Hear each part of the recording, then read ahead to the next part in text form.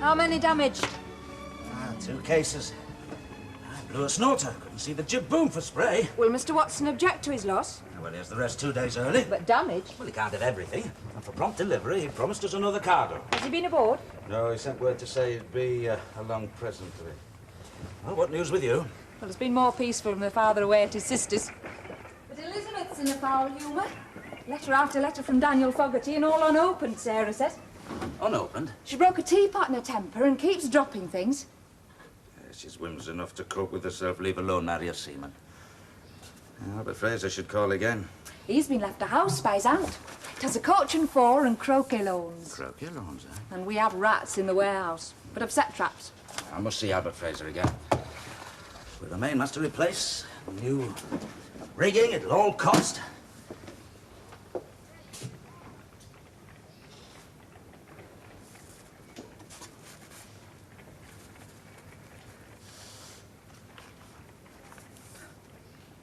Jay.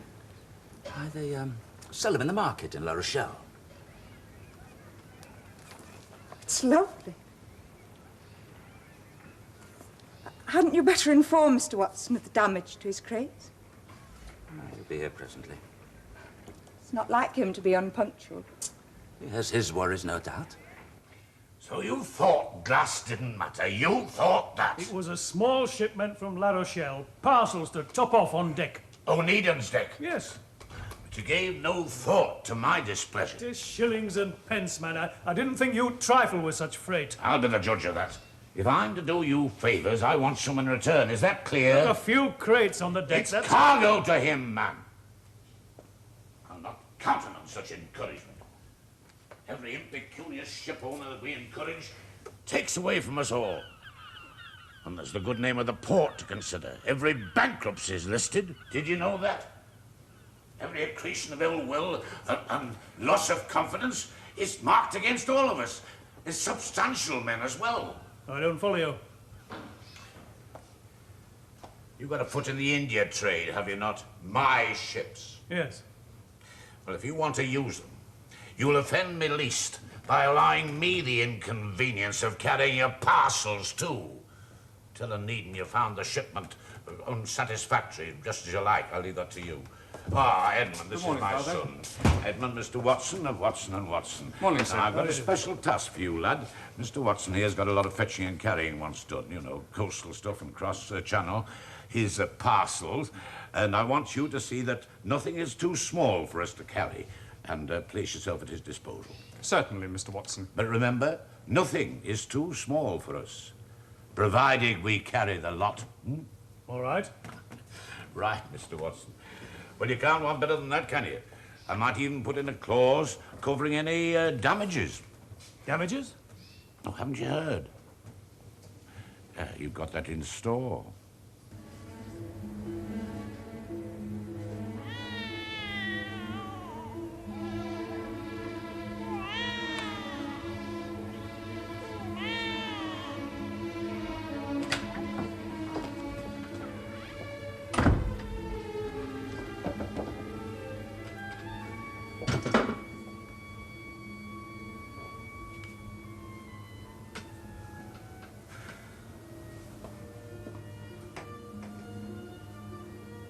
At least you could read what he writes. I'll open them when I feel like it, and not before. Well, there's no need to snap my head off. He'll be away for months. If you feel poorly, you should see a doctor.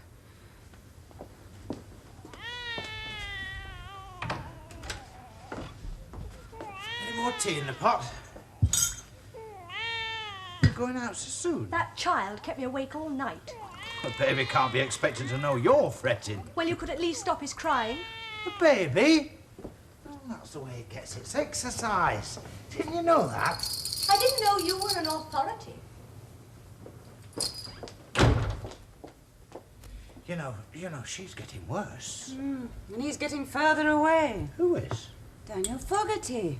Oh, yes. Well, as soon as she's off our hands, the better. Well, why Daniel has to wait until he's made a captain is beyond me. Well, he's making certain that he'll be in a position to give the girl everything she wants. I can understand that. I mean, I'd be the same if... Oh, Robert Hush. He's dropped off now. Don't wake him up. I'm no going to see for you, my lad.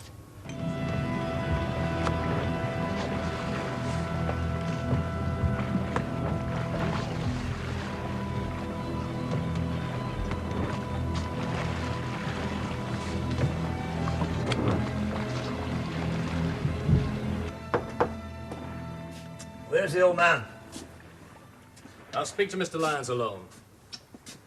What's all the mystery?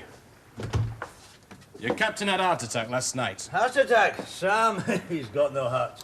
He had a seizure ashore in Copenhagen and was brought to the agents. Steward, was he? Might have been, I didn't ask. Is he dead? Nobody can't be moved. Good God, poor old Sam. He's been turned to stone by his missus. There's nothing to come home to but a pack of trouble. Well, thanks for bringing me the news. I'm mate on the Thomasina. They brought me off to take you home. You're to take her home? The agent's instructions. Here's his letter. I don't want to see no letter. Well, here it is.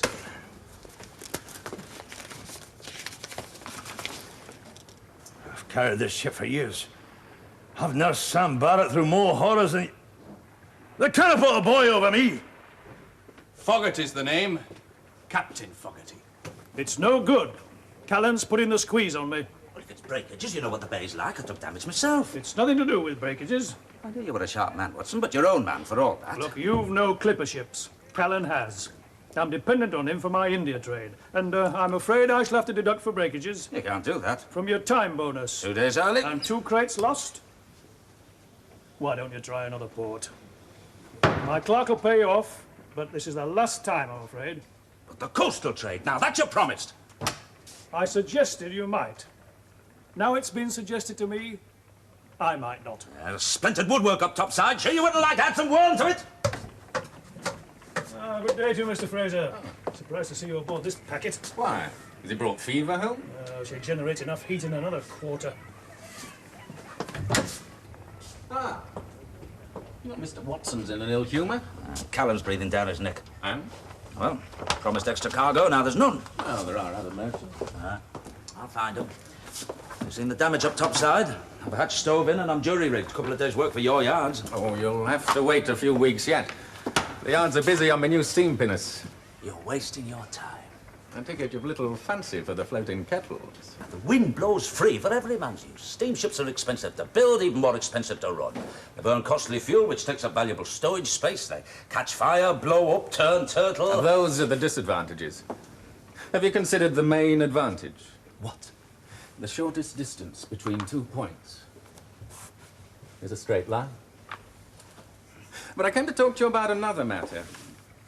An aunt of mine has left me a house. Oh, I answered. But there's a snag. Well, there's always a snag. And there's another aunt that goes with it. Well, the one should pay for the other.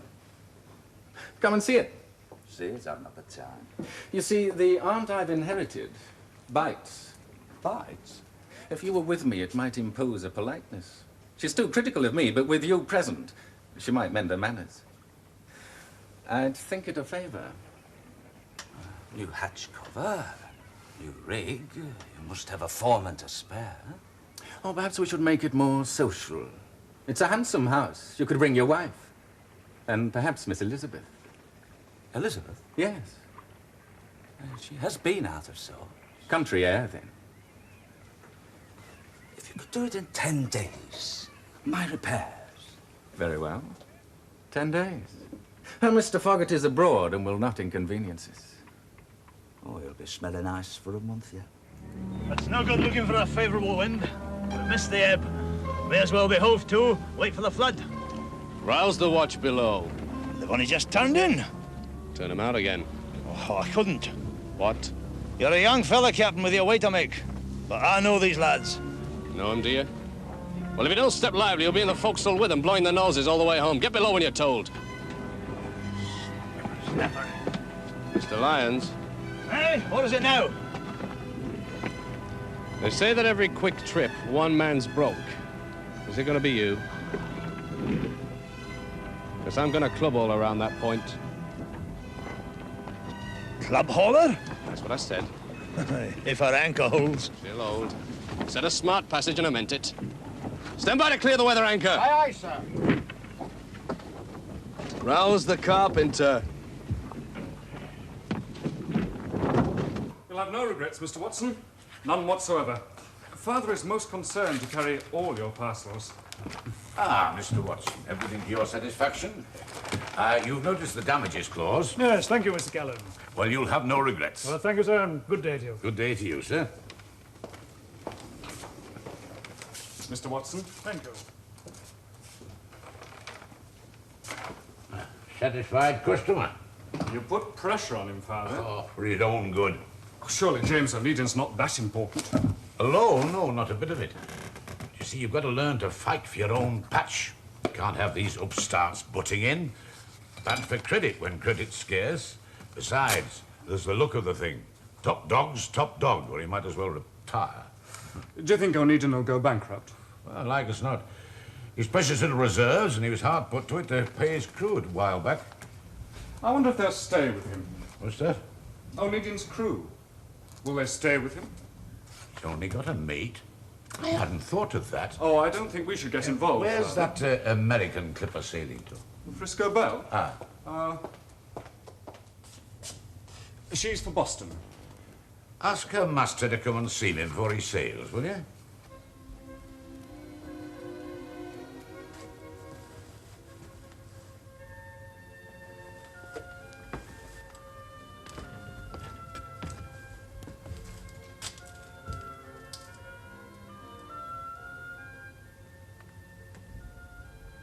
What on earth are you doing? Oh, well, I was trying on this jacket. You were dancing. Yeah, I tried a step or two. You dancing? Aye. Business has made a Cinderella of me. Albert Fraser's invited us to his house. And Elizabeth. Elizabeth? Aye. It appears his aunt's a severe critic of him, and he wishes us to go for a visit and sweeten her. Is it a ball, then? Oh, just thought I'd try on this suit. And dance? Well, the two go together. I danced in this suit once. In Sydney. After a regatta. I would never have thought to see yourself What, dancing in Sydney? dancing at all. Well, I've been too busy. That'd be a change not to be. But you've no partner, alas. I had in Sydney. And here? Perhaps we can go to a new dress. It must be business. What was your partner like in Sydney? A Commodore's daughter. Oh. Beauty she was. But flawed. Her purse? Frostbite. Frostbite in Sydney? No, a tongue. I didn't meet her mother's approval. Frostbite and frostbite are perfect team. Perhaps she was lucky. No. I was. Do you think you could persuade Elizabeth to come? Will Albert Fraser never give up on that score? Would I ever give up on any score? I'm serious about the dress. Fogarty would never allow it if he were home. Fogarty will not be home for a month. I'll mention it to Sarah, then it doesn't look so obvious. Obvious? As coming from you. Well, perhaps we should dance. You must mark my card, sir. First, I have to clear the rat traps. Our ballroom has uninvited guests. Oh. If only you had an aunt with a house to leave. If there's any about, I shall get one. James? James? Robert, what are you doing here? My business partner come to check the accounts. What else? James, you've been avoiding me. Have I? Well, you haven't been round to the house since you returned. Oh, forgive me, Robert, but since Anne and I have become a pair of social butterflies, we just haven't had the time. Yes, well, I heard the Charlotte Rose was damaged. Oh, a mere trifle, 50 or 60 pounds should put it to rights. 50 or 60 pounds? Courage, brother Robert, courage. Yes, but she's already mortgaged for 250 pounds, and this place for another 200. And creditors approaching from all points of the compass. But fear not, Robert. Our money worries will soon be at an end. For this weekend, we are cultivating an alliance with a shipyard. Country weekend, she said, with Mr. Fraser's aunt. He's been left the house in a state, but the aunt has to live there all her days. A tartar by all accounts. Well, I don't see what it has to do with me. Well, it's just socialising. Anne's very keen to go, and she's to have a new gown. It's a step up. Step up? The social ladder. Well, whatever it is, it's got nothing to do with me. You don't mean to say you won't go? I have other things to think of.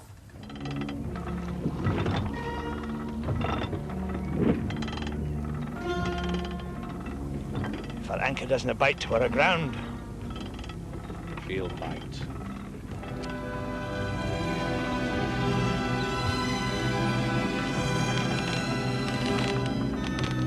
Now, that anchor's got to come out like the 14th child. Heave away handsomely. Backs. Backs. Bend your backs.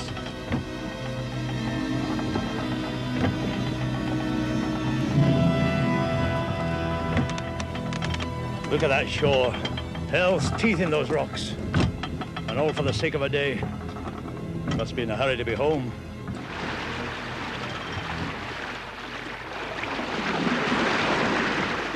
Oh, go? She's got to go. She's my sister. She doesn't say it quite like that, but she isn't well. What difference does that make? She's not herself. Now, listen. Fraser's going to repair the ship for next to nothing. He wants Elizabeth there, so she'll be there. Yes! What do you want? Leave to go ashore, sir. All right. Take care that you're back in time to take the ship to Fraser's yards. But Mr. Baines has hardly left her in weeks. Thank you, ma'am. Oh, where are you going? Not Devon. No, sir. I got a sister in Wellington Street, sir. Oh, very well, then. Carry on. Aren't you going to pay him? No. And you must sign your name for it, Mr. Baines. Oh, I'm not so sure. Ma'am, After I taught you, you've finished making your mark for good. Very well, ma'am. I'll have a try.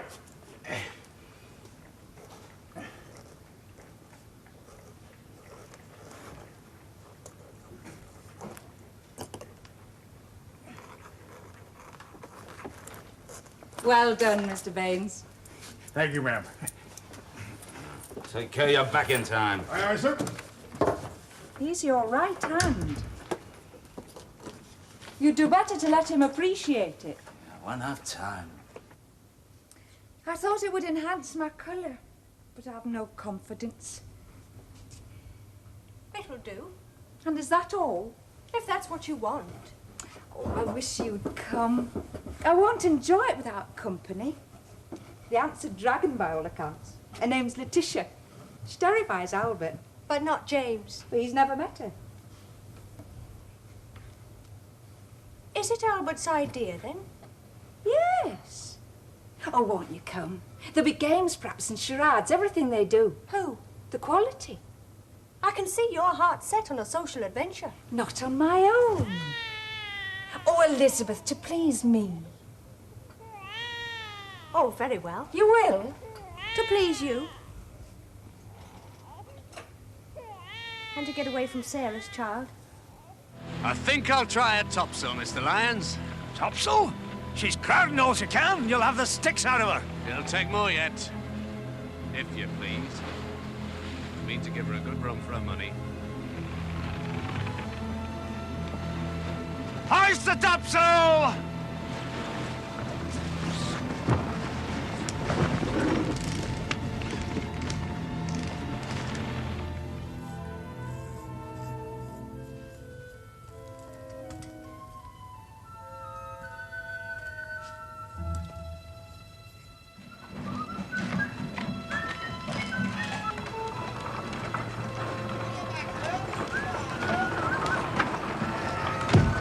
Mr. Baines! Mr. Baines! Mr. Baines!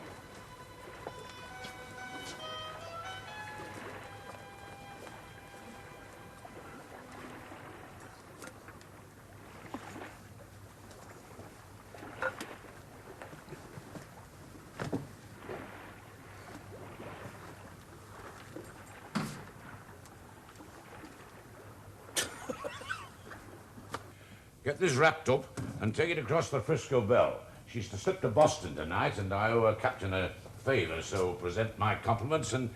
No. say from a well-wisher. He's a dry stick on a dry boat. But if I'm to take it, he'll know who it's from. Oh, no matter. Take care to get ashore fast, though. Mr. Baines is adrift. Has he been in here, left any word? No. Well, then they'll have got him. Got him? Well, he wouldn't have quit without leaving word. There are other mates, surely. No, well, not as cheap. Listen, what ships are in? Listed along the dock. Hold on a minute. Any of Callan's? Oh, no, none of his own. No. There's a charter clipper here. Look, the San Francisco Bell. 10 to 1 her cruiser boarding house package. If he was drunk, they'll have got him. Well, you can't be sure of that. No, but... Well, I'll just see his sister again. If he's not there, there'll be no doubt. A well-wisher, huh? Your father is a dry old stick. That's exactly what he said of you, Captain. And is that all? He said I'm to get ashore fast. Hold it. You'd better show him the package, Hayes. The package? This way, sir.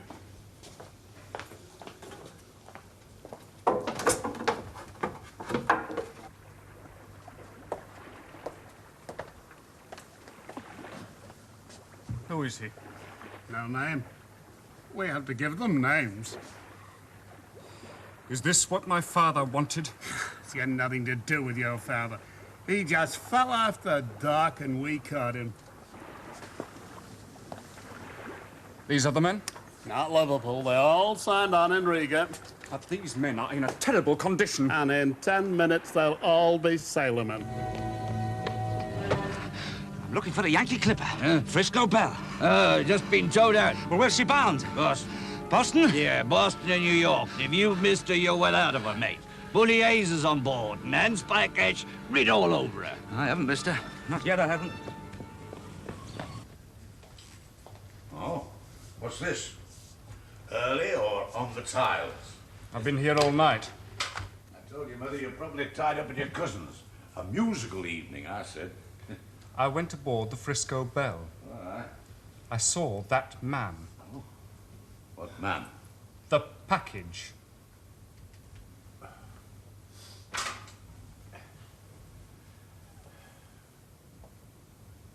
What, a chair?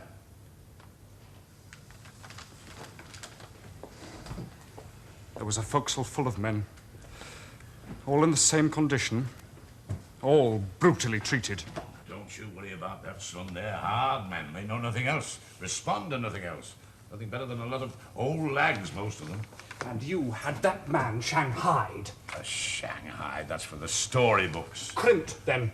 I've got a business to run, a waterfront business. It's Onedin's mate, isn't it? Baines. So you will give them names. They were born anonymous, most of them. They'll certainly die anonymous. But why should that trouble you? You've got a station in life, and I've fought so that you don't have to step below it. But surely, No, Father... what's that?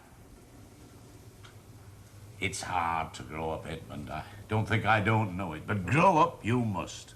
Right. Everybody's equal in the sight of God, and they should be grateful for it. But that's where it ends. In commerce, it's value for money and catch as can. Catch as can. Ah. You've had an expensive education like your sisters. University, grand tour, more than I had. But this port, you know, wasn't built by college know-alls, nor our empire neither. We took it by the sword, and by the sword we'll hold it. And the same thing applies in business. There are some that do and some that explain, and it's been my great hope that you'll be a doer. Well, oh, I know it's come as a bit of a shock, and I'm proud of your Christian upbringing. Well, you'd better get along to Watson. Then you can take him out to lunch and sweeten your tongue on him. You'd appreciate a conscience, would Mr. Watson?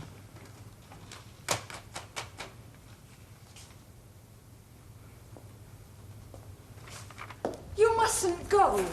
She has to drop the pilot at the river mouth. To catch her there.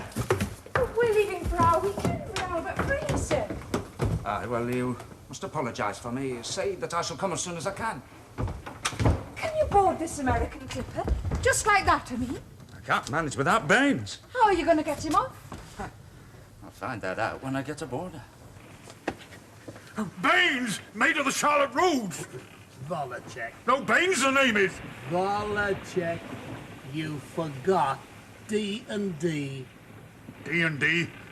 Deaf and dumb. No, Baines! You're determined, then? What's that? Oh, I'm hungry. I want to be prepared. Those Yankee boats are governed by one law, the fist. But firearms? Just for show. You mean if they won't listen to Look, if the pilot's aboard, they must listen to me. Must? They can't crimp from me. Oh, I should be coming with you and not preparing myself for idle chatter with Fraser's aunt. Have you told anybody? The harbour board, but they just laughed. What's a sailor to them? Be careful. I suddenly feel fearful.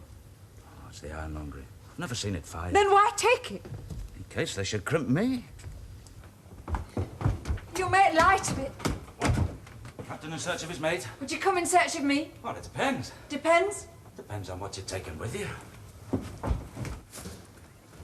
Oh, take care. You suddenly seem so small. Small? Precious to me.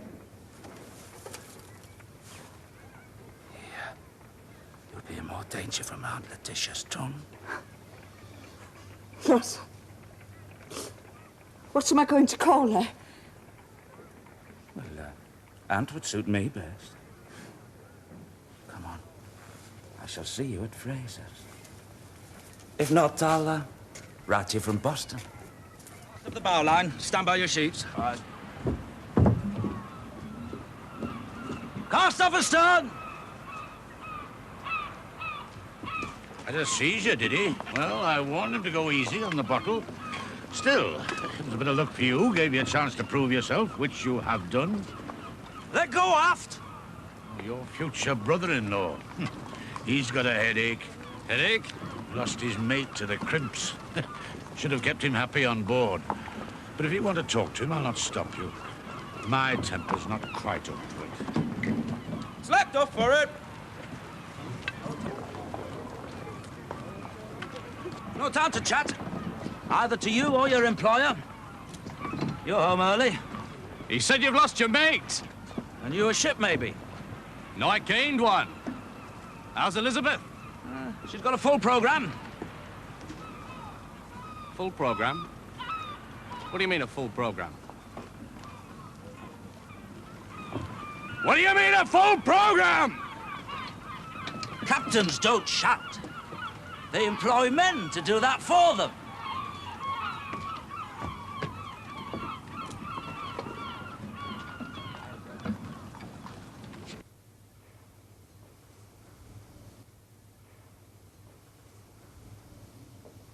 You know what Elizabeth's like, Mr. Fraser. Never on time. We've the whole weekend in front of us. I wish I were coming with you. They slander you. Slander me? They said you were never ready and not on time. You look perfect. Thank you. Where's James? He's had to put to sea. Oh, perfection multiplies then. Come, the sooner we get there, the better.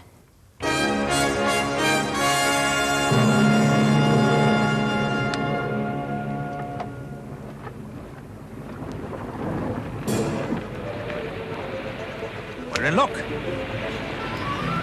She hasn't dropped a pilot yet. Thanks, pilot. We'll be away.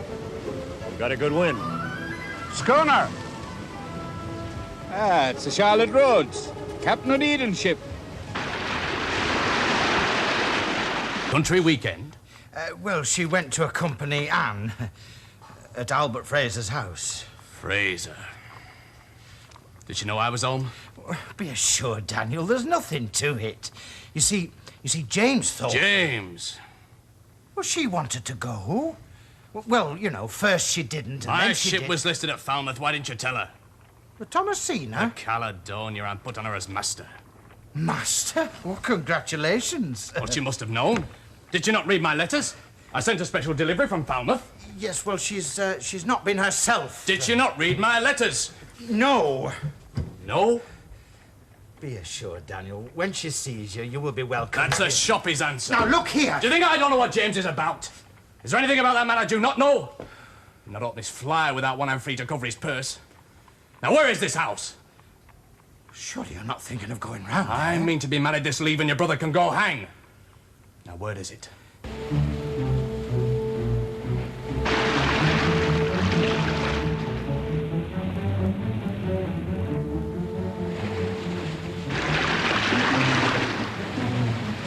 Is she asking us for parley? Parley, these shifts are damn quick. He's not going to give way, sir. He's got more to lose than us. And he's still got the pilot aboard as referee.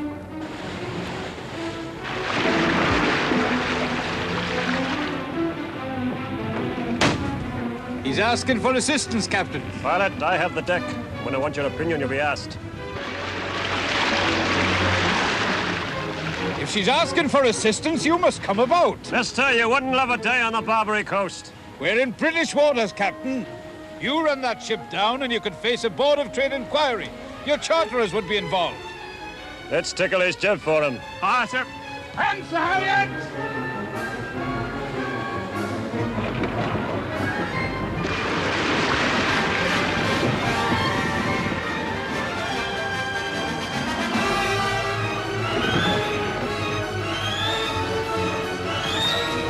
I'm going to warn you formally, Captain. What you got, kidney trouble? Bring her up!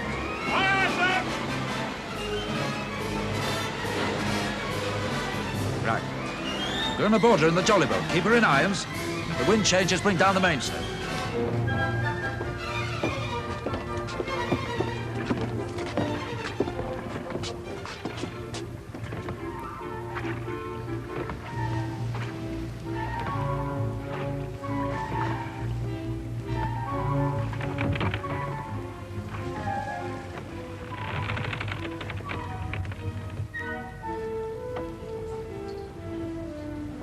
My name's Onedin, master of the Charlotte Rhodes. I understand you have my mate aboard, Crimp from Liverpool. Didn't run us down for that, did you? No man aboard this ship is crimped. His name's Baines. I mean to find him. No man of that name aboard here. He's aboard, all right. I shan't leave without him.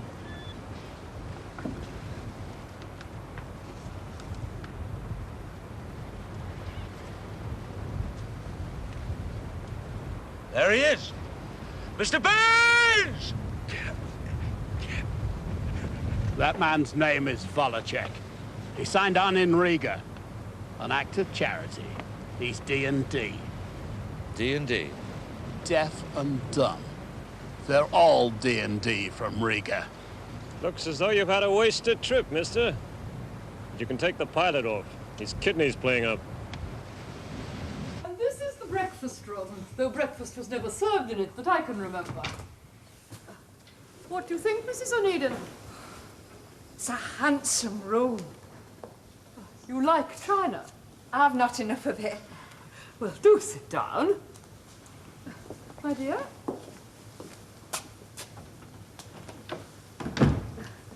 You are not here to evict me, Albert. Certainly not. It was Aunt Edna's wish that you should continue your days here. And you are not married yet, then? And no sign? No.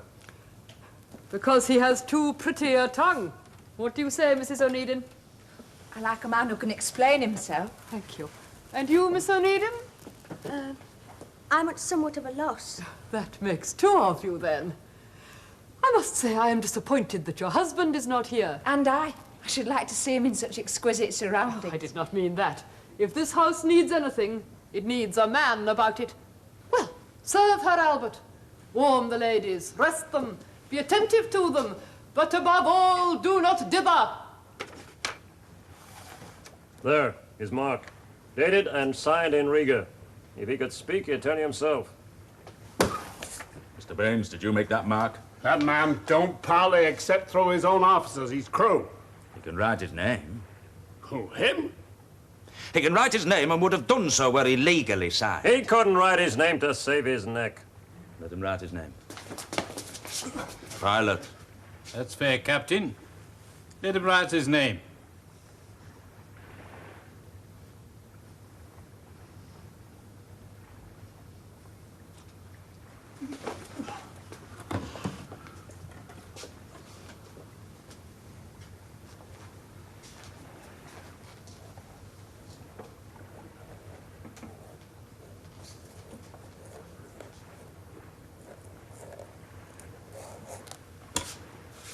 Crimped. You think I don't know my own mate when I see him? And what's more, he's been badly beaten. You can't take a man from a British port and do as you like. Pilot, you must bear witness to my complaint. I expect you were under orders. We ain't under nobody's orders. If you're under charter to a British port, you'll have to return him. And don't think I won't make it hot for you. There won't be a charter who won't have heard about this. And when Callan finds It's nothing to do with Mr. Callan. We got him in a bag. all I want's my mate. And nothing said. I'm bound to say, Captain, that Board of Trade regulations insisted... You and the Board of Trade. Take him. And if you want nothing more said, I'll have his wages. Wages? 2 days' work. Or would that be $1? What are you running, mister? A blackbirder? $1.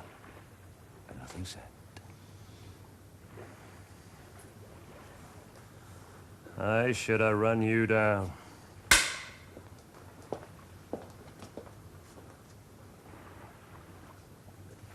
Yeah. You must have something to take home to your sister in Wellington Street.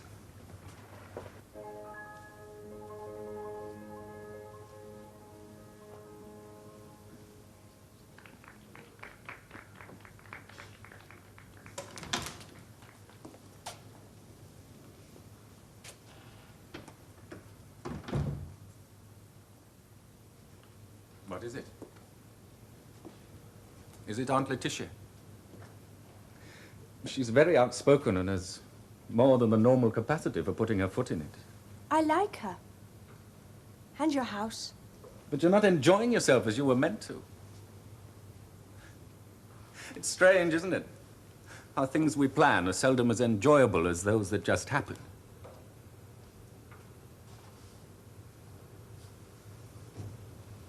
I wouldn't say that. Wouldn't you? No. Me aunt thinks I've no way with me. She could write a handbook for a beau, but is still unmarried herself. Am I bothering you? Me attentions? Me aunt is careful to see that Anne is occupied. Shall I get you a glass of something? You're very attentive. But everything at which you hint is out of the question. Irrevocably so. You're not yourself. No. And I am unworthy of your confidence? I can't tell you.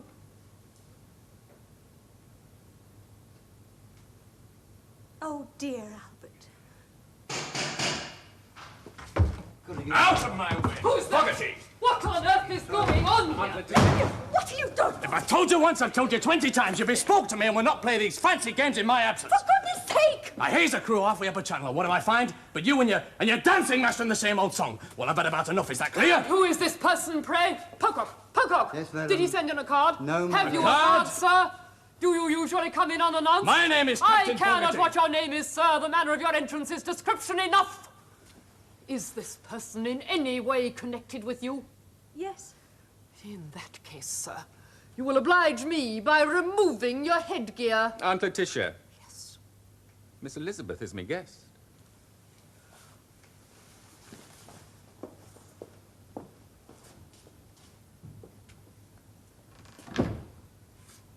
Who is that? Oh, go away from me! Please. Please. Go away from me. Just that.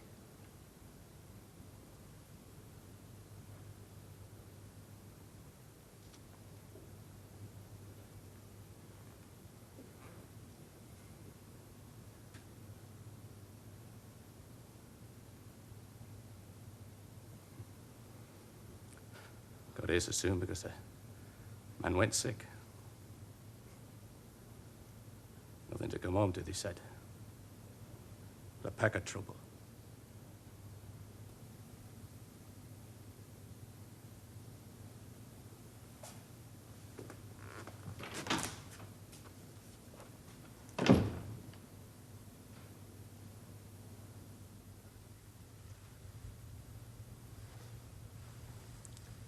I felt awful and so ashamed.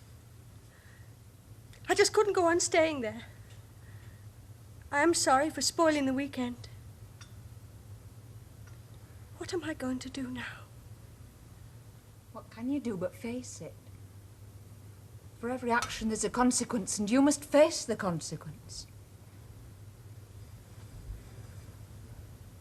You've guessed. I wondered. Tonight I was sure. But you didn't say anything? It's not my business. But Daniel Fogarty's a fine man and will make as good a husband as any. You're not the first, and I dare say you're not the last. You should be glad. Glad? Do you think I don't have thoughts myself? I'm married these 3 months and live in hope. Well, I'm not glad. No. But you make up with Daniel and do as he says. I don't know what James will say. What's it got to do with him? Your brother.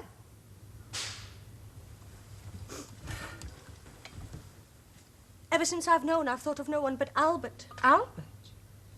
Well, it should be Daniel who occupies my thoughts exclusively, but it isn't. It isn't. I feel nothing but regret every time he enters a room. Who's there? Is there anybody there? Robert! Oh, I saw your lights. What's going on? I thought you were away for the weekend.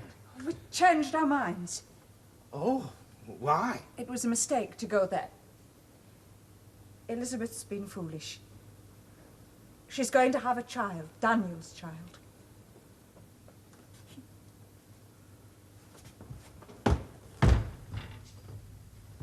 Yes. Oh, my God. And you knew? And yet you go off spending the weekend at Albert Fraser's. Fogarty.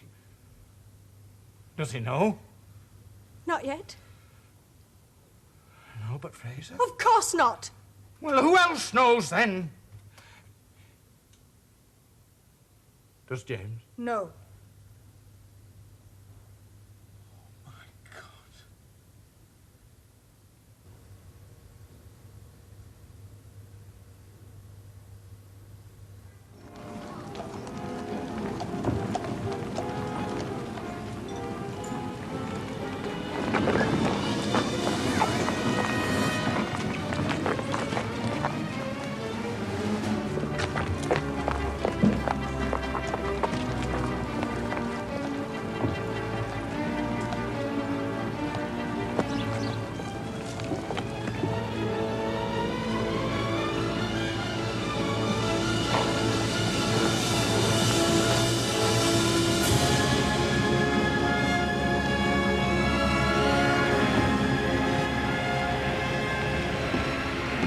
Blowing up again.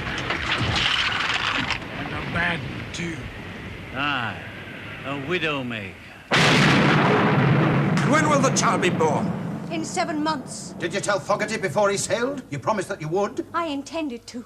Take it Fogarty is the father. Well? Yes. You ought to be hiding your head in shame. There are many kinds of shame. Yes, but none greater than for a woman to be carrying Are you here to brand me, James? How could you bring yourself to this? My sister? Brought up in a decent home, weren't you? Is it indecent to love a man? Love? Call this love? Oh, what do you know of love, James? I might think it indecent to marry in order to secure a ship. Why, No, James! You keep out of this! Listen, I am the elder brother, and I have the responsibility of her. Indeed you are. So how could you allow this to happen? I allow it to happen. Well, she's living under your roof. Don't you try to push the blame for this onto me. Did you know that it happened on your ship? You've allowed her too much freedom. She's an Onedin. Then you should have kept a stricter eye on her. Your voice down, will you? If a customer comes in, we don't want this all over the town. I'd hoped for better things for you. I'm sorry if I've spoilt your plans. You're not sorry, Elizabeth. That's plain enough.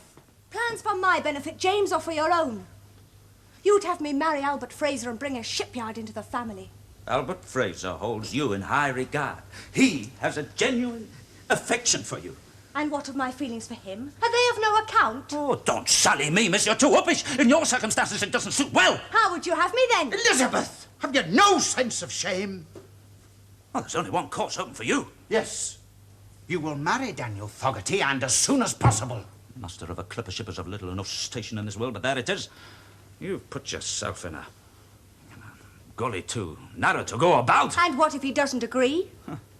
He seduced you. Did he? Did he? What if I were to tell you, James, that in fact it was I who encouraged Hey, you little him? slut! What if I do not wish to marry Daniel Fogarty? For heaven's sake, Elizabeth! Haven't you brought enough shame on this family as it is? Well, you will marry that man, and there's an end to it. Don't anger me further, Elizabeth. You'll do as we say. Just remember this. An unwed woman with child, disowned and with no money of her own, has but two destinations. Workhouse or the street.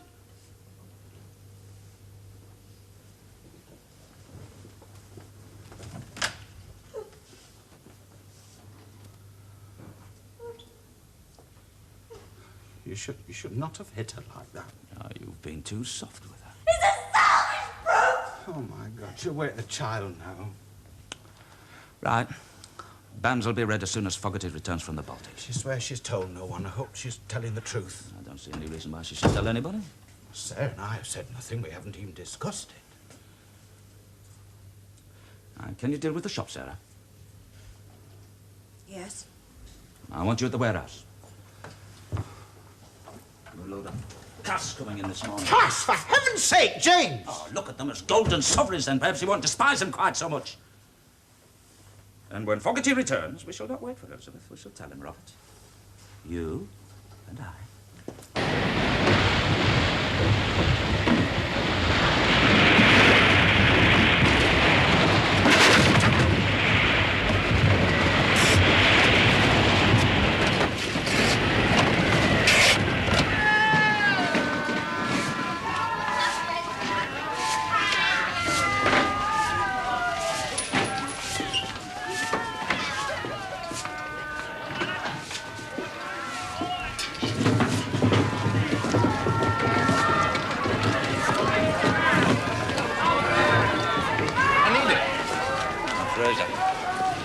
To you.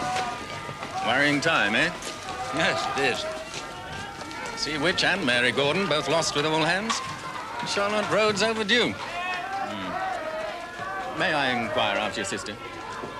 Elizabeth? I fear she's unwell. Oh, nothing serious, I trust. Oh, simple cold. But sensibly, she's taken to her bed. Oh, very wise. Please give her my compliments when you next see her and tell her that I'll call on her, if I may. When she's recovered. Yes, I will indeed. Till noon, then? No. You've not forgotten, have you? The trip down the river on my new steam pinnace. Yes, of course. Well, the truth is, Fraser... I'll not be disappointed. You gave me your word, Onedin. I'll not be robbed of this opportunity of giving you a practical demonstration of the advantages of steam. Well, I've even had a screw of my own design fitted to the boat in honor of the occasion. Well, I've very little time today, Fraser. It'll take no more than an hour of your time. Perhaps some. No, Onedin. In all fairness, you cannot let me down now. Very well. 1 hour. Not a moment longer. Capital. Noon, sharp at the yards. I'll have steam up ready to cast off the moment you arrive.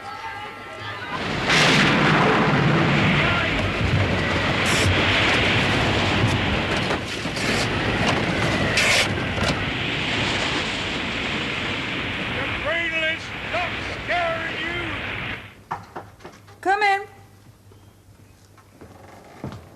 Yes, what do you want? Oh, Agnes Bascom, isn't it? My man George sails on the Charlotte Roads. To be sure. You wanted something? Well, don't just stand there. What can I do for you?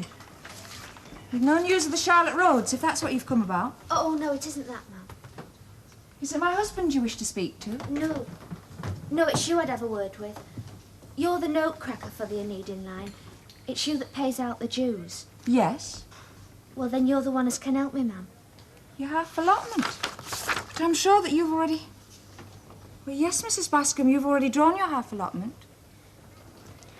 I was wondering... Well... You wanted me to give you an advance against the remainder. I'm sorry, Mrs. Bascom, I can't do that. But it'll be my man's right when he gets home. You know the custom as well as I. A half on presentation of your note and the rest when the Charlotte Roads docks. But I'm in desperate need, Mrs. Onedin. I will check the cash, everything's in order. Who's this? George Bascom's wife. What does she want? An advance against the remainder of husband's dues. Some of the money that's due to him, sir. Yes, when he gets home. When he's completed the voyage, and then payable to him and him alone. Look, only a few shillings, sir. It wouldn't be the first time. You asked Mr. Robert there. He's helped me before out of the kindness of his heart, haven't you, sir? Well, it was just the one occasion, that's all. Why do you need an advance, Mrs. Bascom? We've nothing to eat. Shopkeepers will give a credit against the voyage. It's a common enough practice. I can't get no credit, sir. You're already in debt to them, are you? Well, then you've been very foolish and very prodigal. James. Look, I don't ask for me, Mr. Onedin, but with 3 children. What thought you give them when you're in the public bar at the longboat? No, I'm sorry, Mrs. Bascom. Ship's wages will be paid when they're due and not before. Mr. Onedin! What is it, Jack? The Charlotte Roads. We've seen her. Where? My brother and me was out early in our smack this morning to try our luck with the fish. It weren't no good. There's a deal of sea running out there. We were heading back in, and that's when we seen her. She's afloat, Mr. Onedin, but she's in a poor way. Where, man, where? She's not more than 6 or 7 miles west-northwest of East Oil Bank. She has a bad list, not making any way. If the storm catches her, I fear she's done for. George! George! Stop her, somebody! Old town will know in 5 minutes. Come on, Anne. Thank you, Jack. No, Mr. Onedin. It's not news I'd gladly bring. I'll not profit from it.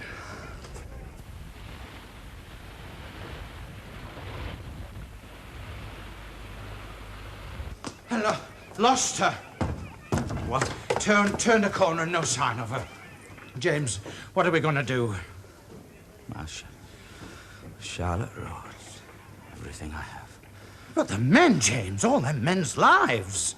If you lose the ship, at least you've got the insurance. Don't comfort yourself with that thought. If we lose the Charlotte Roads, we have nothing. What are you saying, James? Not insured. Not for this voyage, anyway.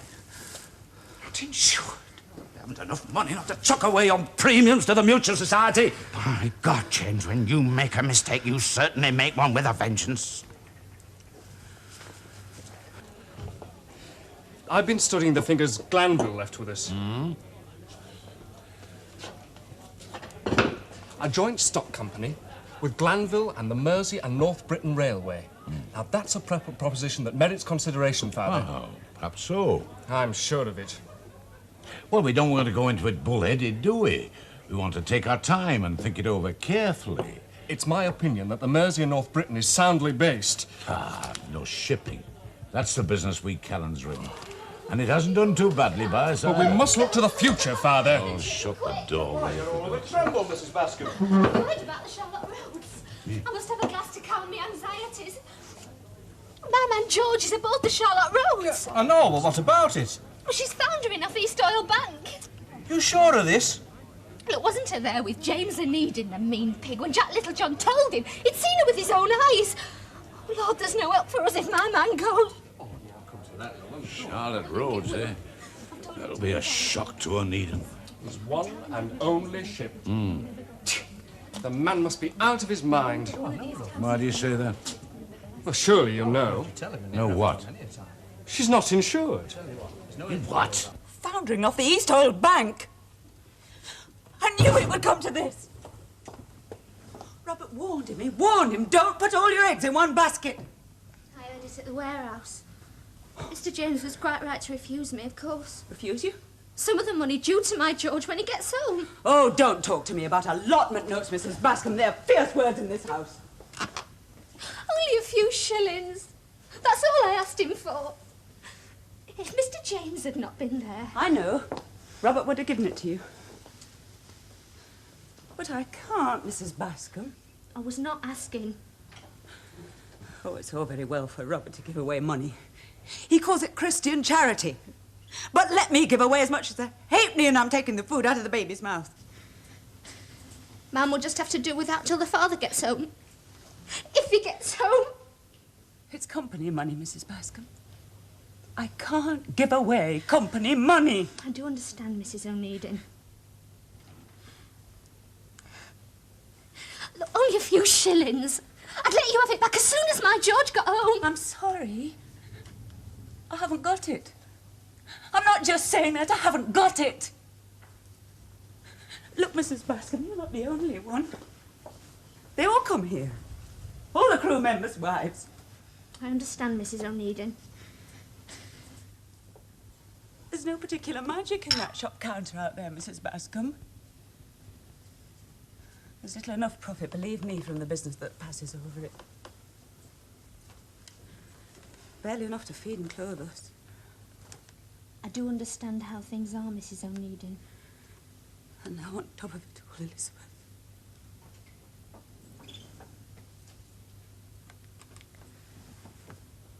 Well, I suppose I should be getting back to the children. Oh, please, Mrs. Onedin. No. Shop!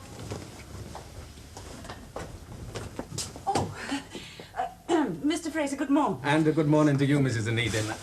Oh, I beg your pardon, you have company. Mrs. Bascom was just leaving. Ah. Yes. Yes, just. Good morning, Mrs. Onedin. Morning, sir. Morning. Oh, Mr. Fraser, won't you sit down? Thank you, but my time is short this morning. However, when I heard that Miss Elizabeth was unwell... Unwell? James told me she had a cold and has taken to her bed. Oh. Oh, yes, she has. Well, I simply could not allow important matters of business to postpone me heartfelt wishes for a speedy recovery. Will you give her these flowers with me kindest regards? Yes. Yes, I will. I must go. I have an appointment with another lady at noon, along with your brother-in-law. Morning.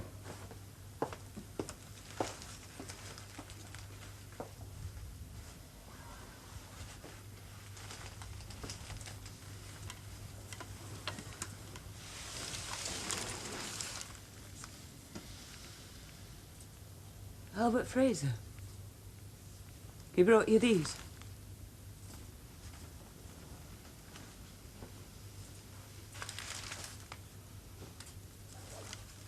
There's a note.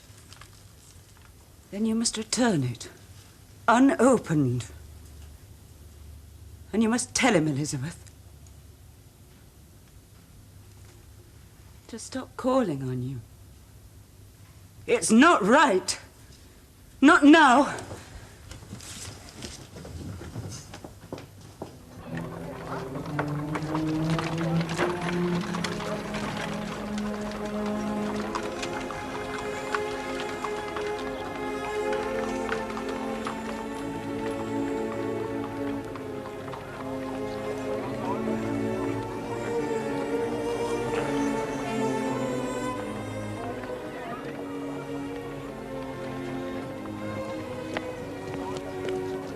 She foundered, man? No, Mr. Eden, she's still afloat, but she's... You mean you abandoned her only 6 miles out?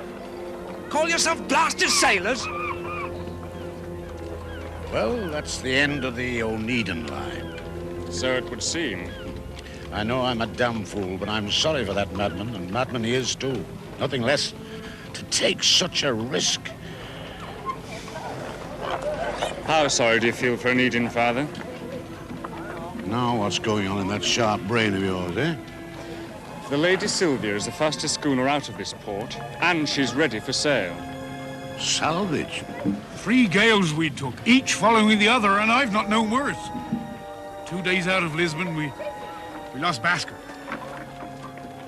Lost George Bascom? Aye, sir. Washed overboard and drowned. As God's my witness, Mr. Onedin, we'd done our best, and without sleep, no food. It's a bit to their advantage if it was the Almighty judging them. Get out of my sight.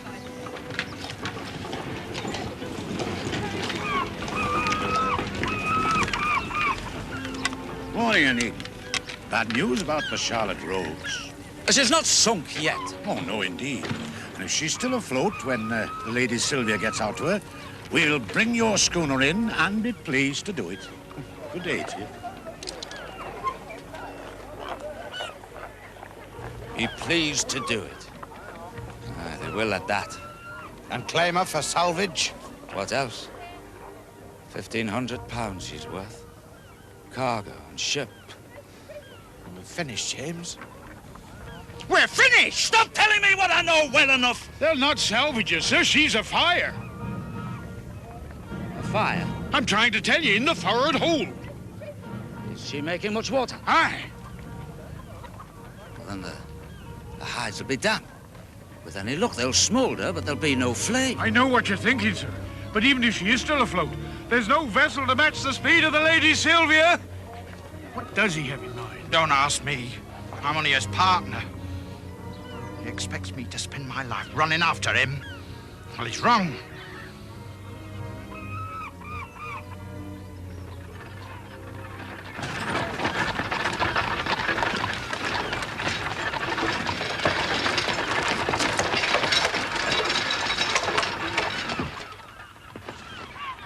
Fraser!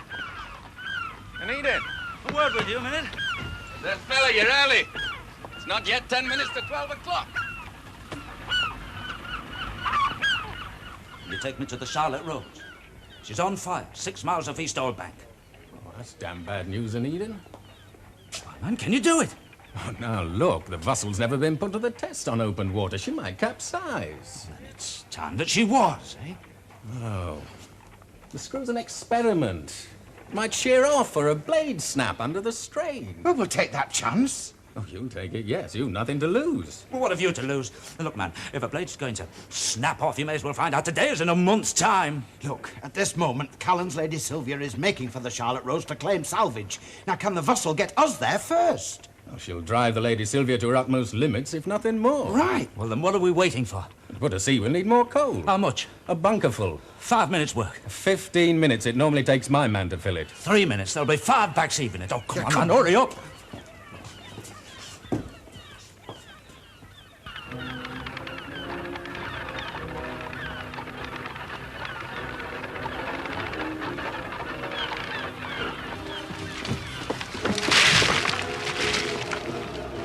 Right.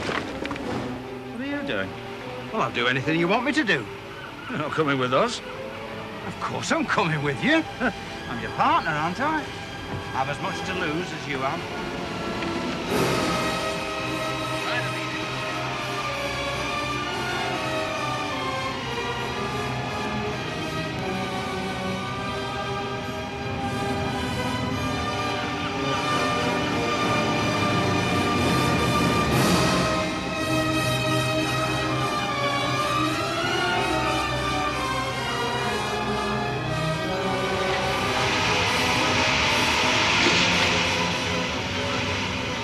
Has she more speed, Fraser? Yes. I can give you more steam. Take the helm.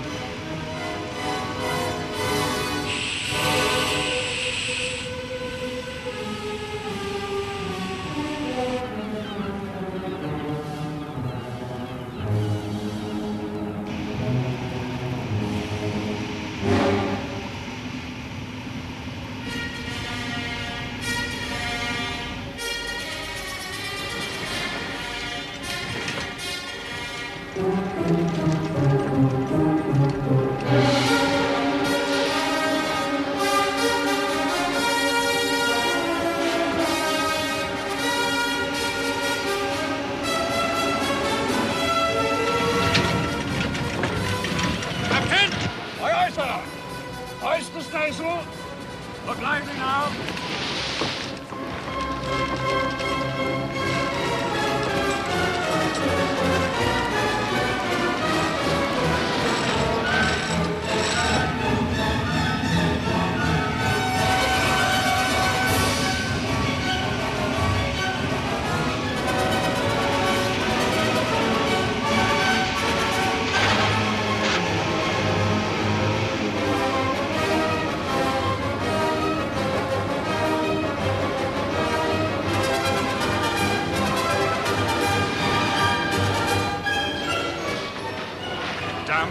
Floating kettle.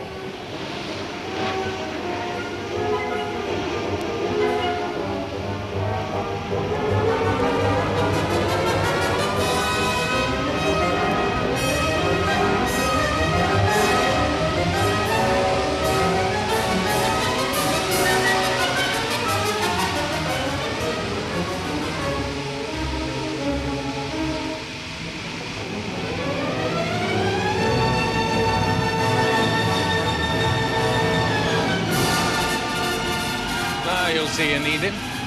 You must be to windward while we hold a straight course. As I told you once before, the shortest distance between 2 points is a straight line. You do realize, Onedin, that I'm risking the Vassal to try and save your ship. You're a genius, Fraser. I've always said as much.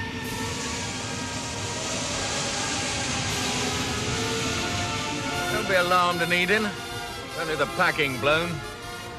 Probably the vibrations shook loose a flange bolt. It's what comes of pushing an untried boat beyond its fair limits. Don't talk to me, man. Do something about it.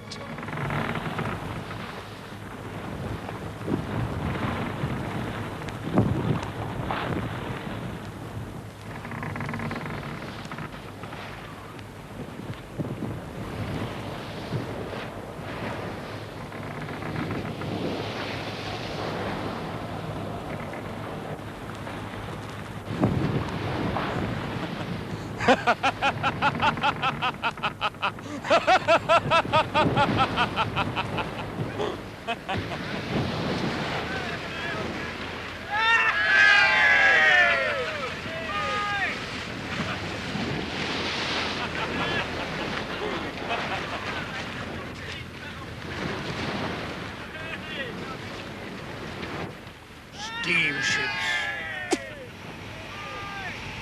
Oh, hurry, man, hurry.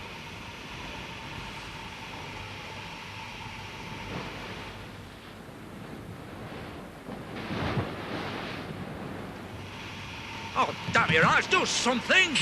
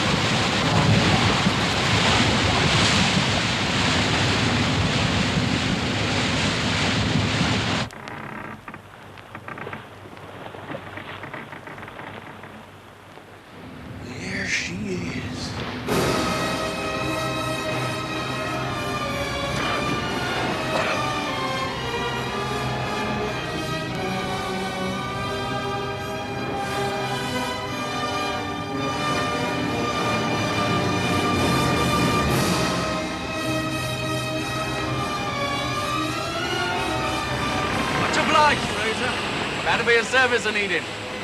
Good luck!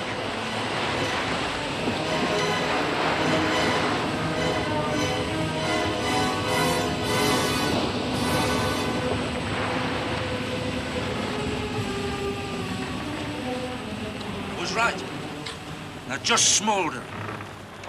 God, there's no flame. Right.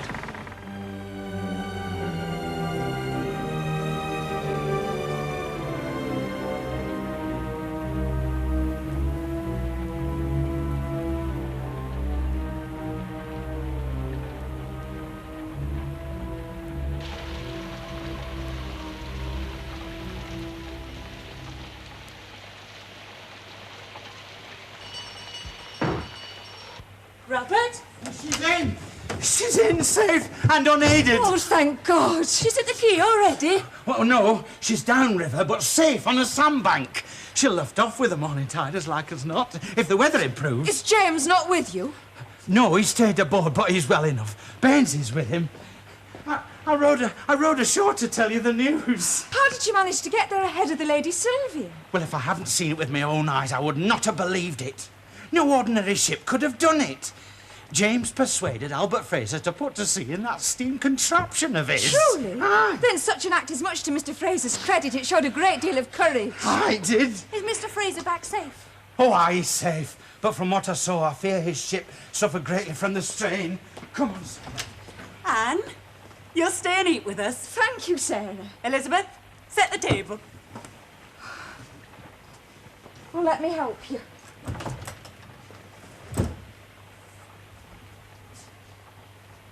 Has James told Albert Fraser about me? I shouldn't think so. Why should he? Oh, Anne, what am I going to do? What can you do but obey your brother? And marry Daniel Fogarty? There's no other way. It's his child you're carrying. You must marry him. You were a fool at best, Elizabeth, to have given yourself to him outside marriage, but the harm's done and now it must be remedied. I might have known you'd support James in his plans for me. It's not a matter of my supporting James. You have no choice. Life is full of traps for us women. And despite your fine talk of independence, you've fallen into the oldest trap of all.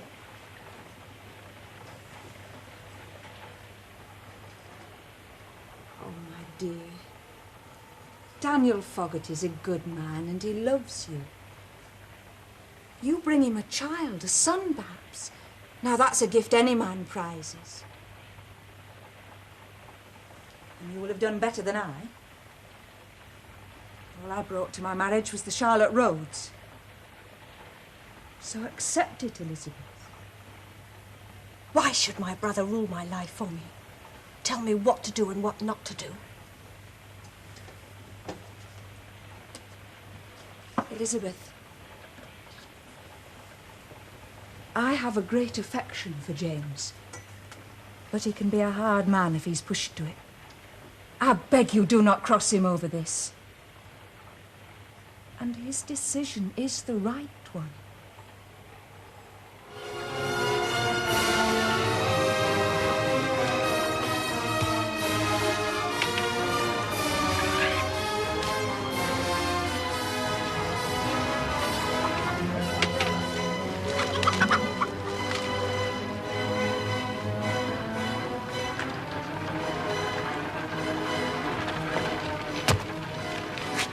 James? Pay off the crew, Robert. Pay Baines in full. Up the other men's wages proportionately. What about Agnes Bascom? And pay her for the 2 days' work that our man did. George Bascom didn't complete the voyage.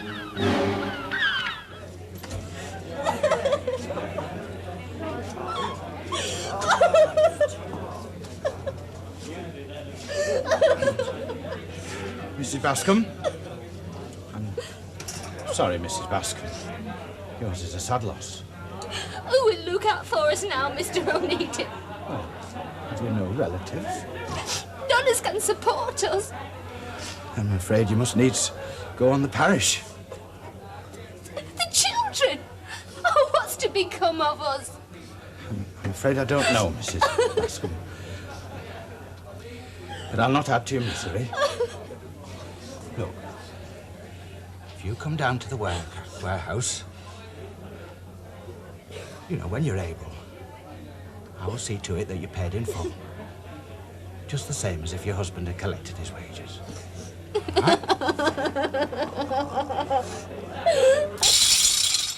Was she much damaged? The wrist's been fractured when I was nearly back, and the main bearings need remetalling. But the screw held up. That was the one thing I was most afraid would go. Well, you will have been put to some expense. You must let me settle with you. Oh, it was a demonstration, wasn't it? For a potential customer. Although not quite the way I'd intended it. We pushed her hard, Onedin. She did well, eh? I'll not deny that. You're now convinced that the future lies in steam?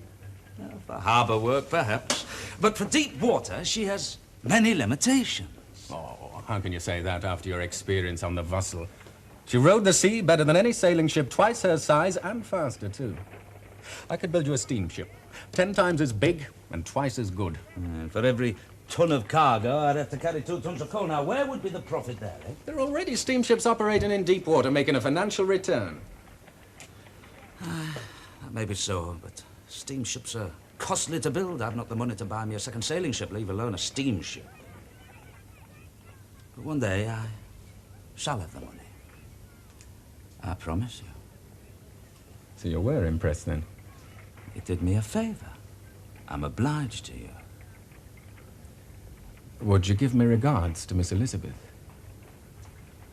Yes, I will.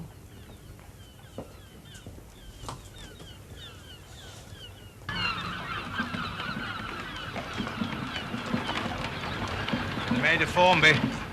She's docked. Fogarty. Aye. He's in the longboat.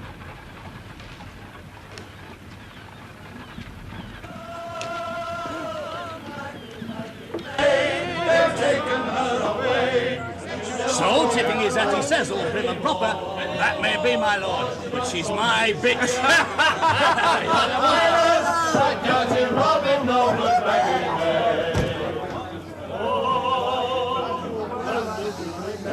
James Onedin! It's not often we see in this bar these days. Though, from what I hear about you bringing in the Charlotte Rose, you've not lost your touch as a seaman.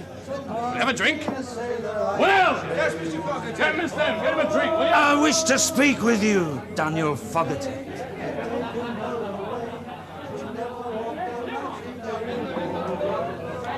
Hello, Onedin.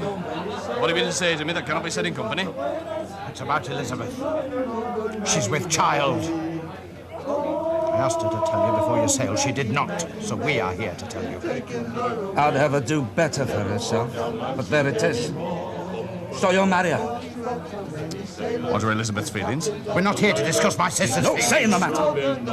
I see. Now, you'll tell Callum that you're leaving the service from now on, you're working for me.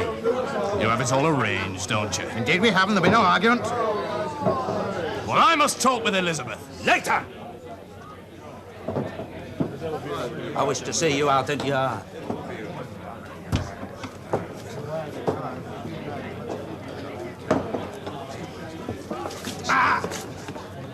It's Onedin business.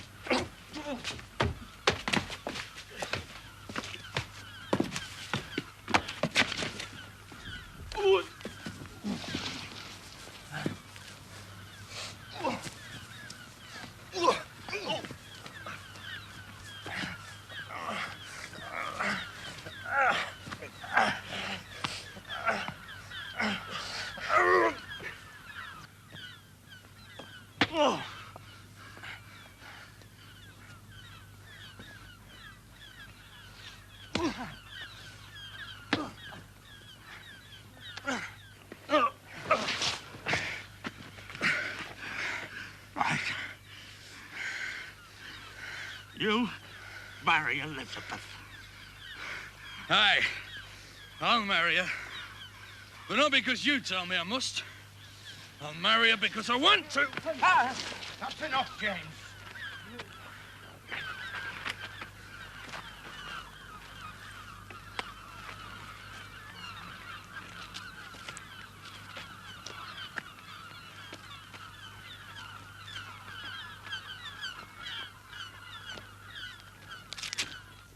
So you are asking me to marry you? Yes, Elizabeth, I am. It would seem you took a great deal of persuading. There was no persuasion. I want you for my wife. You know my feelings for you, Elizabeth. Yes. And I believe them to be honest. And for that reason, it grieves me to tell you, Daniel, I will not marry you. What are you saying?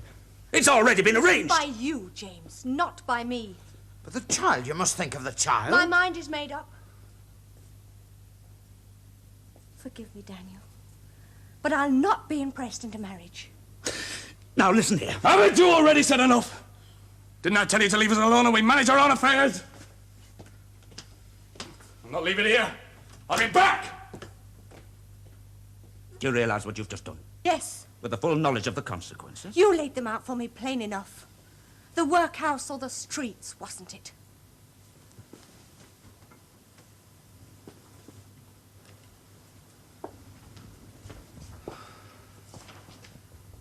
That will never happen. Oh, Sarah. If Elizabeth is forced to leave this house, then I will go with her.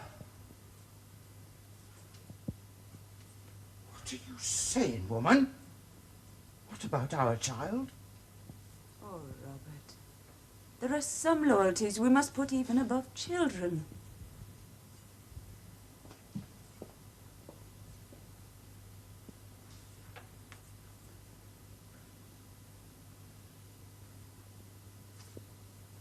Fogarty was right.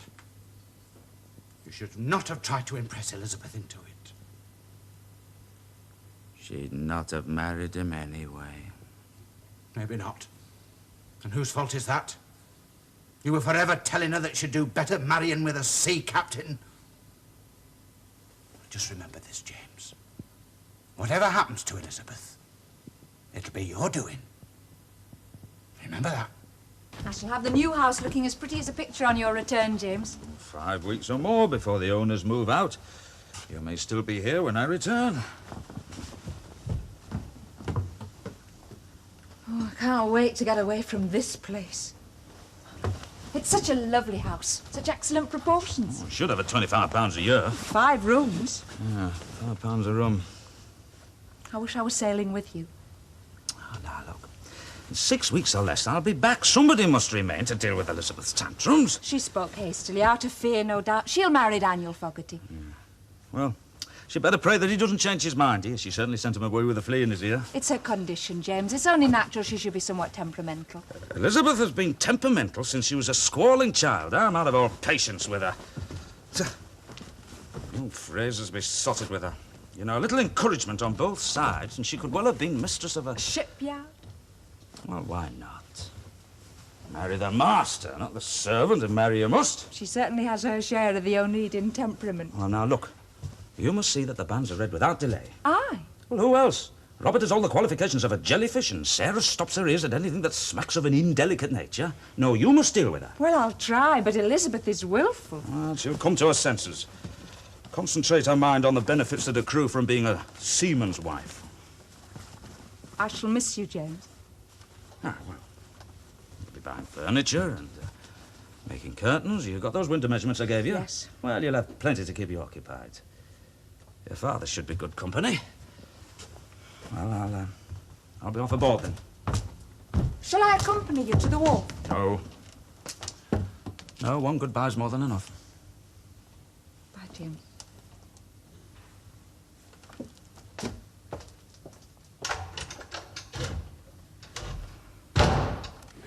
Oh, Albert!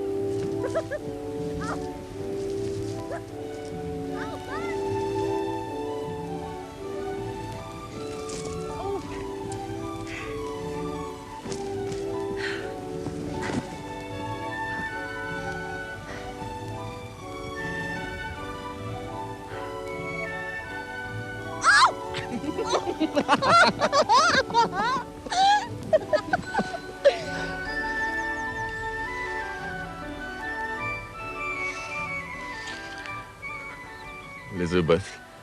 Albert, what am I to do?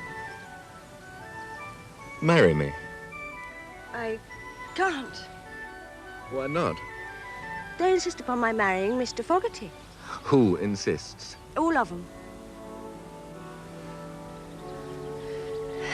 James above all. James? The devil he does. And Daniel will be returning from Denmark shortly.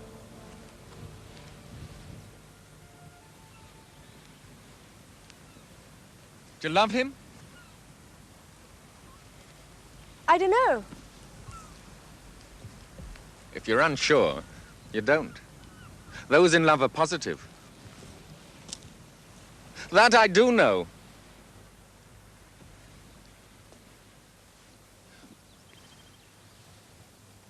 Marry me, Elizabeth. Marry me. That's impossible. Why? Your parents, What of them? they'd never agree. We shall not tell them. We shall not tell anyone.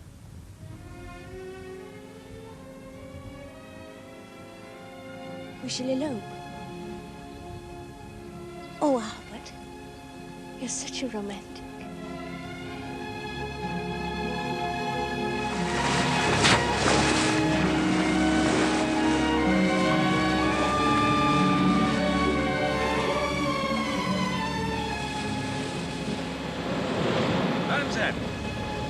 Lay off a new course, Mr. Baines. Me, sir? Why not? About time you learned to put all that theory into practice. How nasty you get.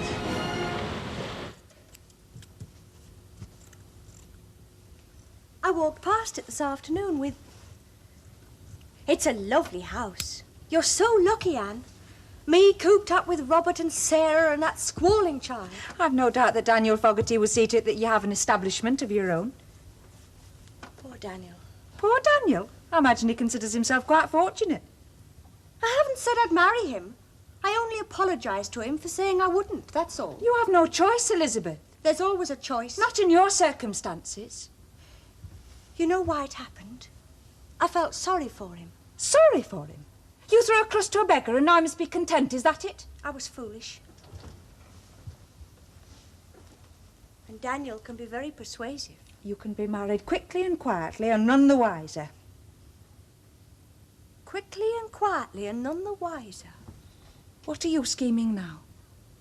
Scheming? I've seen that look too often in James's eyes. James tries to impose his will on everyone.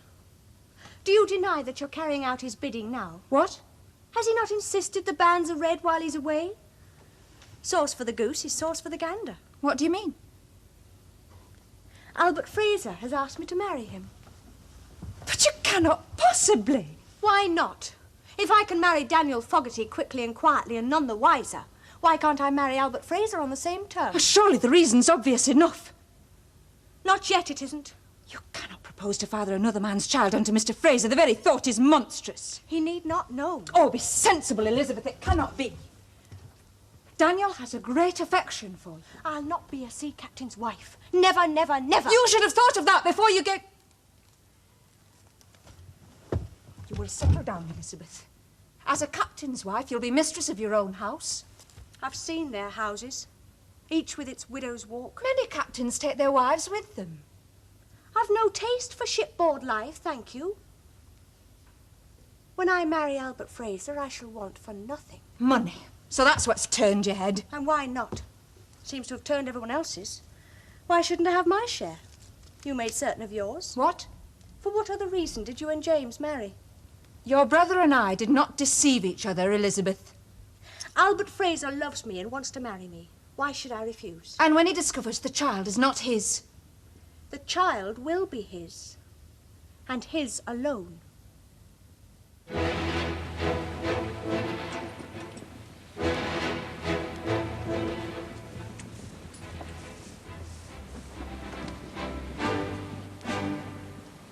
Beautiful river that take us, Mr. Baines.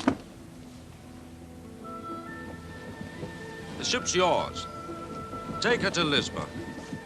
Aye, aye, sir.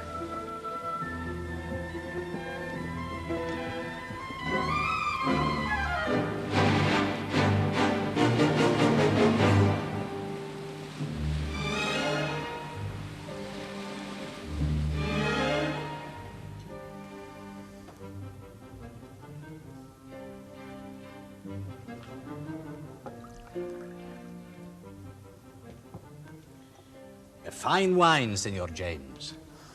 A Torne Viagem Setubal, 15 years in the cask. Smells of geraniums. The last of a great harvest.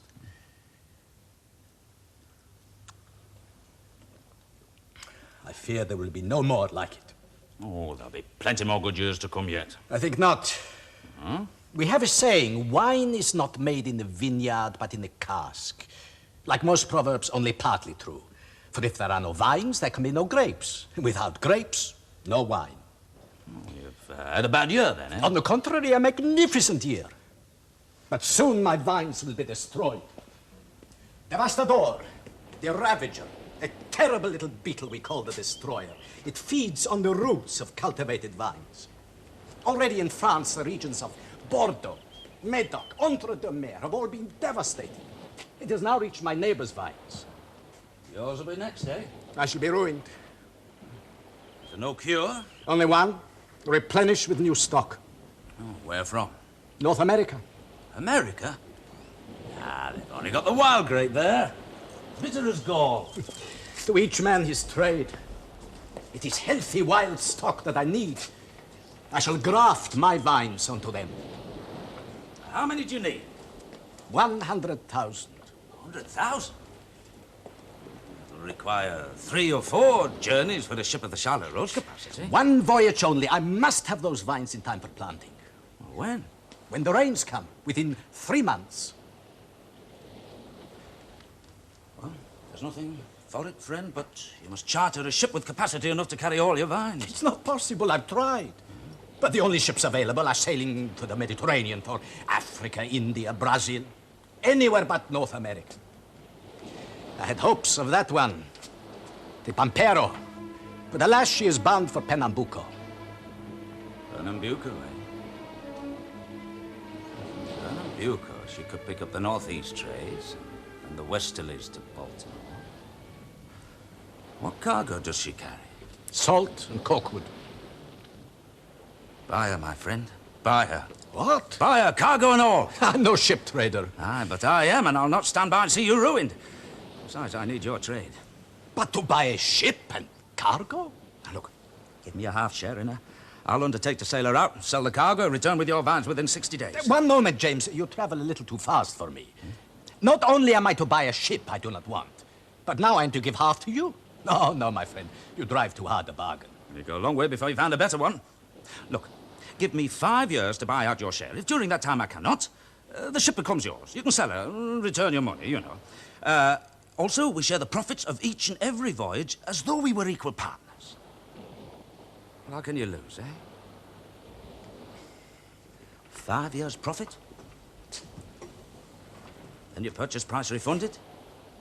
And your vines shipped free of charge, for no man can make a profit out of himself? Not all men, perhaps. Well, are we agreed?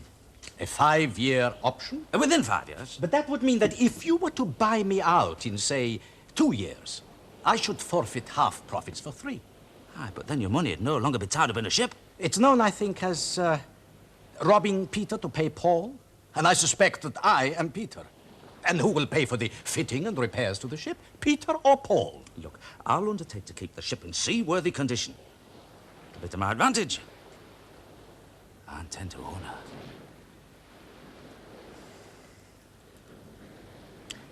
Very well, my friend. Get me those vines from America, and we shall own her. Together. Agreed.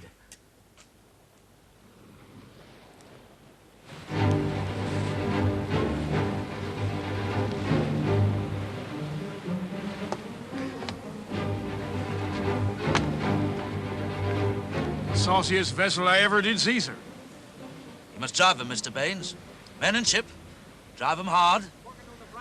A new crew, and even store a man by the cut of that jib, but I'll haze him. Hey, you! Move, you dozy, sleepy-headed farmers! Contramaster, liven 'em up! Move 'em, say, de precio suos porcos, ores foles vivas!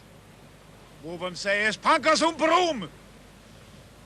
I was very friendly with the Portuguese girl, sir. Nearly fool enough to marry her. We have visitors, sir.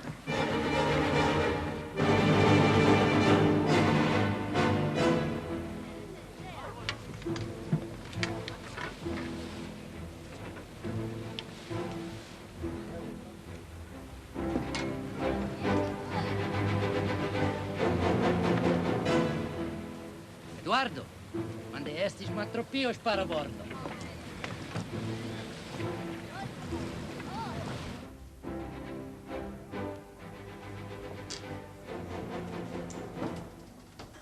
Capital Onedin.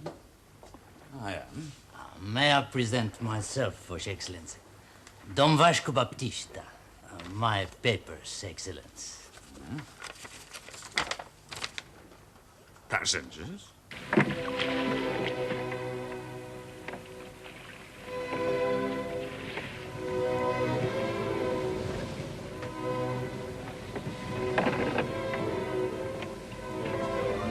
The ownership of this vessel has changed hands. But not the charter, senor. Passage to Pernambuco. Have no accommodation. It was been arranged. Women folk. They are like animals. And are expected to breed like animals, eh? There is the matter of my baggage, senor. Then your animals can haul it aboard. Mr. Baines, heave up the anchor if you please. Stand by to get underway. We've little time for niceties here.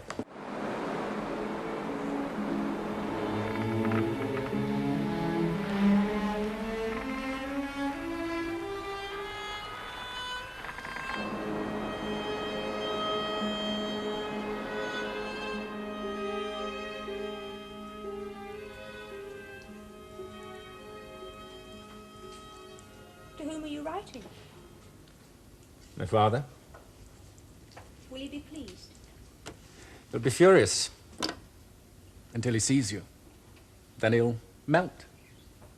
She melted the hearts of the swains in them parts.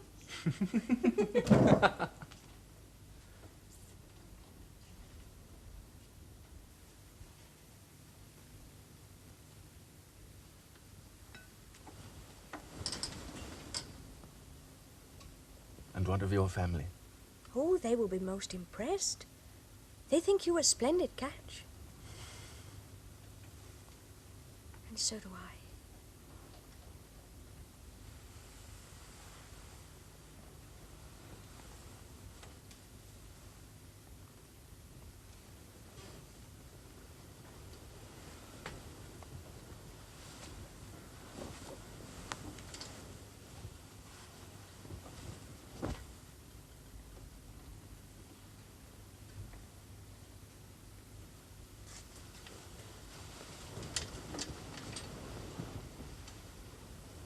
Do you want children, Albert? A son? Then you shall have one. I promise. This is not a prison ship, you know, Senor Vasco. But of course not. Those men had the marks of the gyves on their wrists. They are known to be men of violence, Senor Capital. Peasants, thieves, incendiaries. What? They set fire to the vineyards of my master, Don Pedro de la Cruz. Less generous man than Don Pedro would have hung them out of hand. I suppose, out of the generosity of his heart, he sends them to his estates in Brazil. Passage paid. Indeed, they are the most fortunate of men. Glad I'm not as fortunate.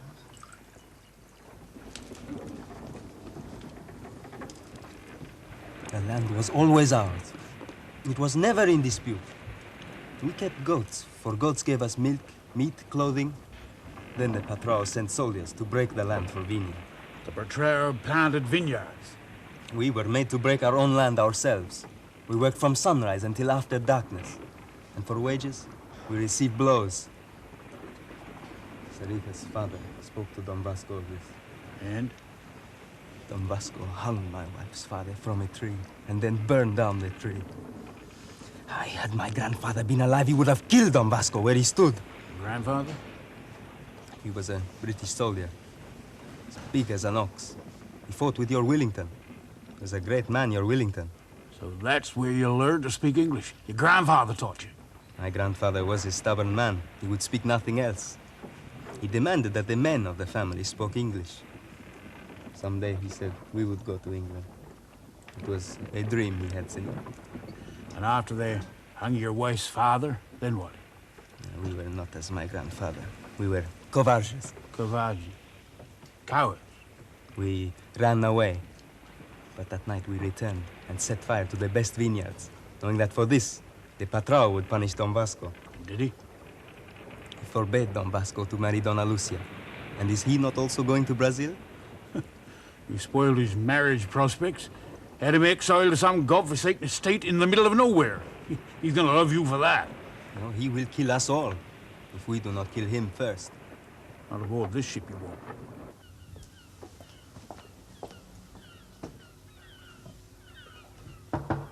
Come in, Robert.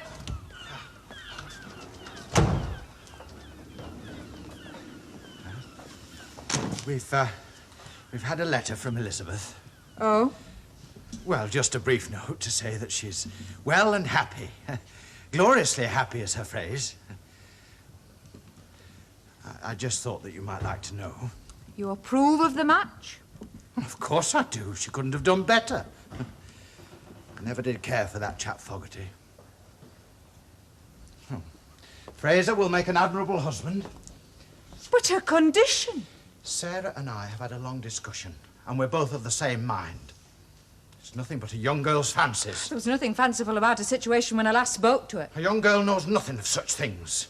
It's no more than the vapourings of an overwrought imagination. When the child is born... Really, Anne? You astound me.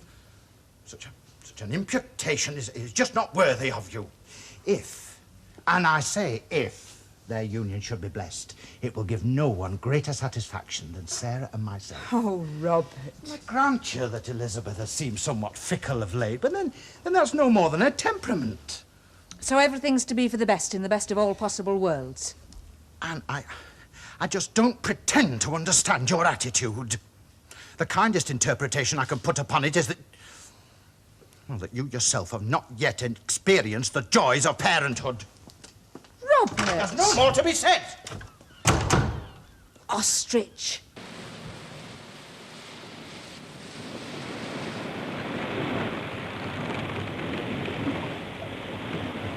Appears to be backing Mr. Baines. Shifting to southeast. We'll make poor time this trip, I reckon. Time is our enemy, Mr. Baines. Time.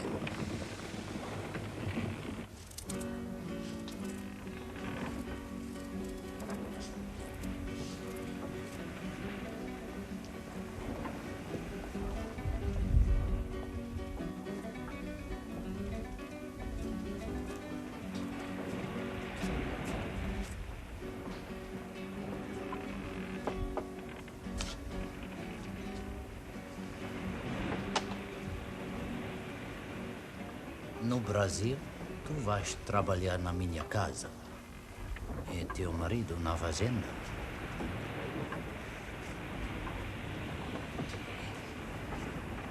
Ah, filia la puta! Go! Elisa! She attacked me, look. Vasco aboard the ship. When I give a command, I expect to be obeyed instantly. It's my property to do it as I choose. Disobey my command and I shall hang you. She got me, look. Of course, if you think a little scratch worth hanging for, by all means proceed.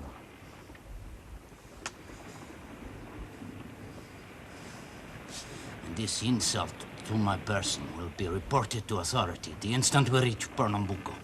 Mr. Baines? Sir? Come to a decision. We shall avail ourselves of the winds.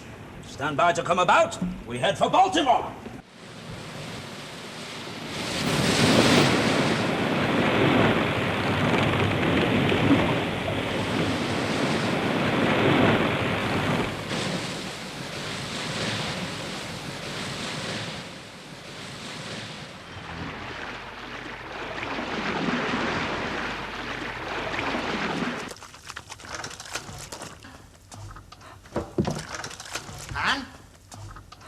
James? Hi.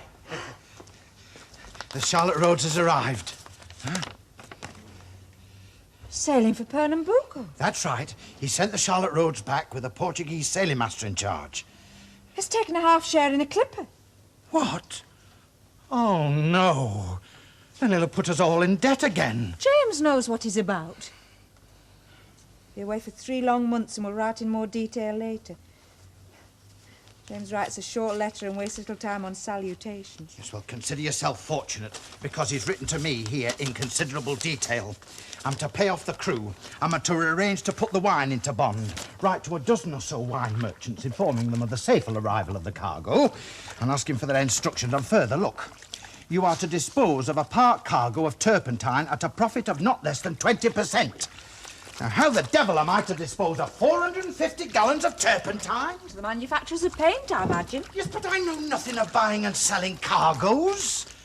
And where am I to find the money to pay off the crew, eh? And victual the ship to boot. I must think that money grows on trees. You must arrange for the company to pay. Company?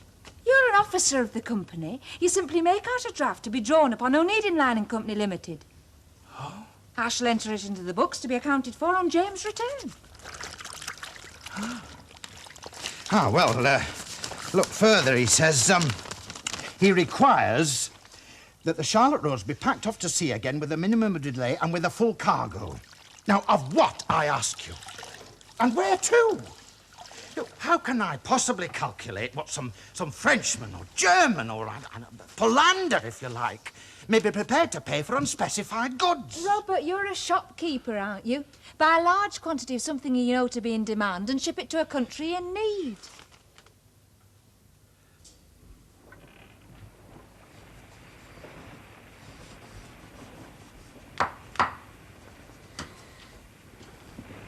Well, I fancy that states the case clearly enough, eh, Senor Vasco? Let me remind you once again, Senor Capitao, that passage money has been paid, and you have undertaken to deliver us to Pernambuco, and not to any port which takes your humor. A ship sails to where it can show best profit. Now, there's as good a market in America for salt and corkwood as anywhere else. But that is not the issue. But that's precisely the issue. Senor Braganza is invested in ship and cargo for one purpose. That purpose is the procurement of American vines and their return without delay. That alone is my chief concern. I can assure you, Capitao, that on my return, my Patrão will have something to say on this matter. And in Portugal, the Patrão is a man of considerable influence and authority. You're not in Portugal. You're aboard my ship, and aboard my ship there's only one man of influence and authority. Me. In that case, you may care to exercise your authority when we reach Baltimore. And see to it that my people remain below and in chains. In chains? Not on board my ship. Well, they will run away. Well, then you'd better keep a sharper eye on them. They are your responsibility. As passengers, not as prisoners.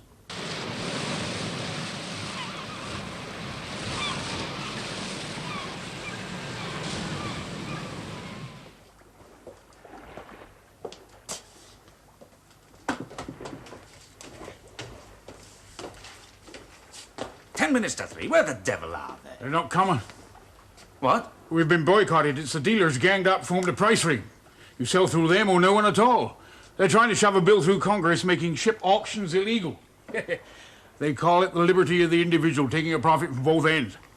Damn middlemen. Pocket the profit and grow fat at the expense of others. Well, I'll deal direct. Not possible.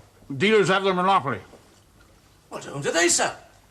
Well, housewives, butchers, fishmongers, meat packers, picklers, everybody uses salt, but there's none to be had except through the dealers. 850 tons. We can't go from door to door selling it in twopenny blocks. There must be somebody somewhere with an eye to a profit. There are the dealers. And I suppose there's a dealer in vines as well. The country's gone to the dogs. Well, the backwoods are infested with vines. They're there for the picking. All that is required is the labor. There's none of that to be had. What? Everybody's off building railroads. $2 a day. When do they call it an Irishman's paradise? Irishman? Oh, yeah. Shiploads of them. Digging their way across country like dogs digging for bones. Mr. Baines, they do say that an Irishman lives off potatoes and a handful of salt. Now, anything that moves, shoot it, skin it, cook it. Keep them fed, but keep them working. I want navvies, pickmen, layers, lumbermen, and which are you? I'm not looking for work. Then you're wasting me time. Beat it. How many men do you employ? Not enough. But they all require salt. Salt? No, mister, I can buy all the salt I need. Aye, $4 a ton from the Baltimore factors. I can let you have a shipload at $3.50. A shipload? Aye, 850 tons. And what in the name of creation would I be wanting with 850 tons of salt? Push your railroad through on time. What? Well, you can't cook without salt, preserve fresh meat without salt. Without salt, a man becomes debilitated, lacks the energy to swing a pick. 850 tons. Aye, store it, use it, sell the surplus. To whom? Oh, there's always a market for salt, plenty of eager buyers. Warehouses are more than half empty, and there's no natural source of supply in this country. Wrong, mister, there is. Out there, there's deserts of salt. And one day we'll build a railroad right across this country. Right, but not today. No deal. I'm in the railroad business. I'm no salt merchant. So you're content to meet the terms of these grasping Baltimore middlemen, are You'll you? do the same. You'll sell to them or nobody. You've got no choice, mister. Captain, and I do have a choice. I'll save my ship and cargo elsewhere. Always a market for salt, until you build your railroad, of course. Well, I'd like to be able to oblige you, Captain. Even if it was only to skin those Praton thimble riggers. But I can't afford to invest $3,000 of my company's money into something that's not strictly associated with railroad business. Sorry. What would your company say to an investment of 10 cents a ton? 10 cents a ton? You must be out of your mind. Purely nominal figure. You see, I've got something you want, and you've got something that I want. Aye. And what will that be? Vines. Vines? Well, now I know you're off your head. You're crazy. The only vines out here are those of the wild grape. Shriveled little thing as bitter as gall.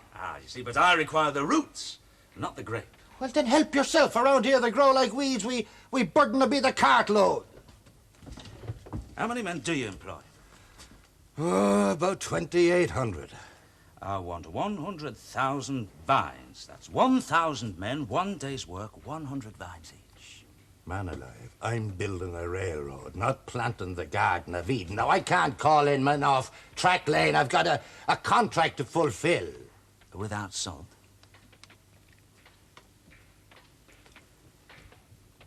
$5 a ton. Out of my own pocket. Right. We'll store them in bundles of 50 wrapped in straw. My crew can look after that side of it. I've half a dozen Portuguese vine tenders who can oversee your navvies. You can have the salt at 8 cents a ton. Done! You've got yourself a deal, Admiral. Oh, just another thing. Where can I get 1,000 tons of grain? We returned by railway train. First class, of course. And we had lunch served by the handsomest waiters you ever saw. It can't be imagined. Eating York ham in positive luxury. And at 50 miles an hour. That's steam power for you. Albert, we must go. I'm so happy for you both. I wish Albert's parents were. Mother adores you, Elizabeth. But your father had other plans for It you. was an understanding. My views were never even consulted. A great moon-faced girl. But the daughter of a shipowner. Father, he will come round, given time. He must. I mean, who could resist her? Albert, we must hurry. Goodbye, Anne. Goodbye, Anne. Goodbye. Robert? Take care.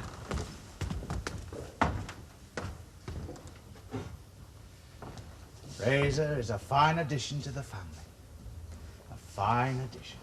You have a receipt and a bill of lading, I believe. Oh, I have bought, on behalf of the company, and direct from the wholesalers, 2,000 rolls of linoleum. 2,000? Yes, there's a ready market for it in France. The wholesaler assures me that the French will pay anything for best quality English linoleum. The wholesaler has assured you? Yes. Has he offered any guarantees? Well, not exactly, no, but it's an old established firm and they have my absolute trust. No. I sail tomorrow on the Charlotte Roads as supercargo and as a director of the company. Now, James himself couldn't do more. I see the last of the vines safely stowed in the 'tween decks and the grain batten down in the hold, sir. I've checked the trim of the ship. We're drawing 15 feet forward and 17 feet aft. Thank you, Mr. Baines. Well done. Well, here's to a fair wind and a fast passage, eh? Aye. We sail at daybreak. All hands aboard? Only 2, sir. Only 2? Rest are off to build a railroad for your friend McGuire. What? He jumped ship. McGuire enticed him away with promises of whores and high wages. We've got to ship another crew immediately. There isn't an able-bodied man to be found within 50 miles. They're all off building railroads. It's become a mania in this country. I can't work this ship without a crew. Senor Braganza doesn't get his minds on time, I'll lose my share of the ship. The peasants are back aboard, sir. 6 of them, eh? You speak their lingo, do you think you could lick him into shape? You and I could stand wheel and wheel about. See it under half-air canvas? Put the 2 women into breeches and they can do a man's work, eh? What about Senor Vasco?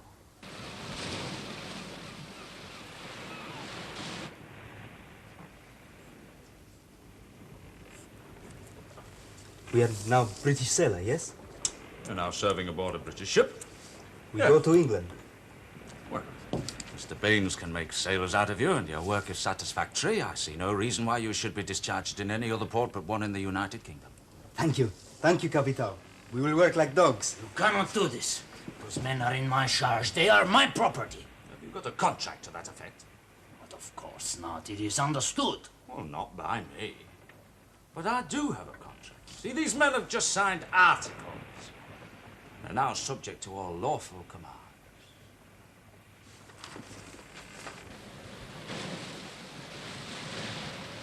But when we are in England, we'll visit my grandfather's village in Odishfield. Where?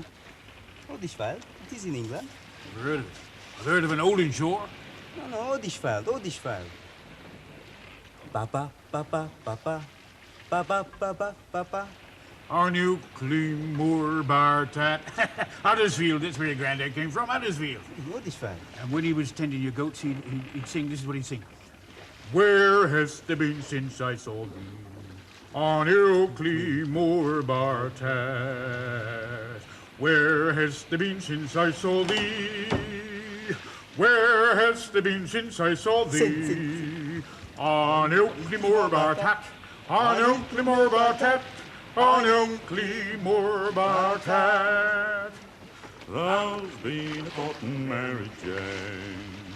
On Ilkley Moor, Bartat. Thou's been a courting Mary Jane. Thou's been a courting Mary Jane. On Ilkley Moor, Bartat. On Ilkley Moor, Bartat. On Ilkley Moor, Bartat. Fogel! Fogel! Fire! The green must have been damp. Doubt about it. Ignited by self-combustion. All over the side with it, Mr. Baines. Heard the Capital. Trabalha, Sir Porco, trabalha. Senor Baines! Filippo! Help me! Help me!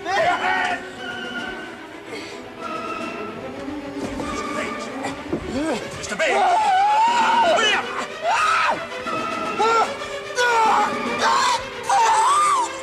Filippo! I don't think that I shall ever set foot on ship again as long as I live. Nevertheless, in my capacity as an officer of the company, I shall seek... Pass the sugar, will you? Responsible for the commissariat, I shall see to it that in future all ships of the Onedin line have decent victuals, decently cooked. And who is to pay for this resolve? The company. And how much profit has the company made from your linoleum venture? I couldn't find a buyer for the damp. Oh. Yes, a company that owns several large hotels have given me a decent price. Only £90 profit? Only £90? I wish the shop showed as much profit in as many weeks. You bought the linoleum on behalf of the company against a bill of exchange, did you not? Yes. Well, we now owe the discount house £52 10 shillings in interest. That leaves the company with an overall profit of £37 10. No. Look, net profit. Look, net. Have you paid off the crew? Not yet. Oh, Robert, you have much to learn.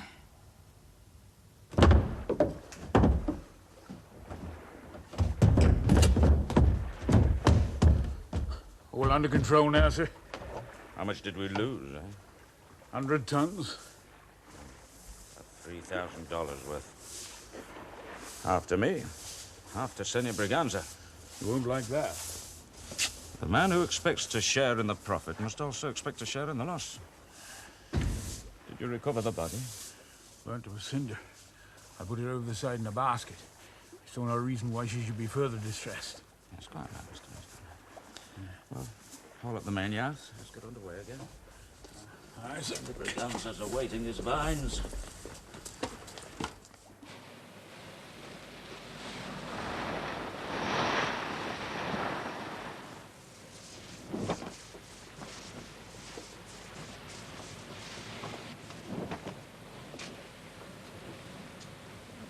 Strutting peacock seems to be exercising something of his old charm.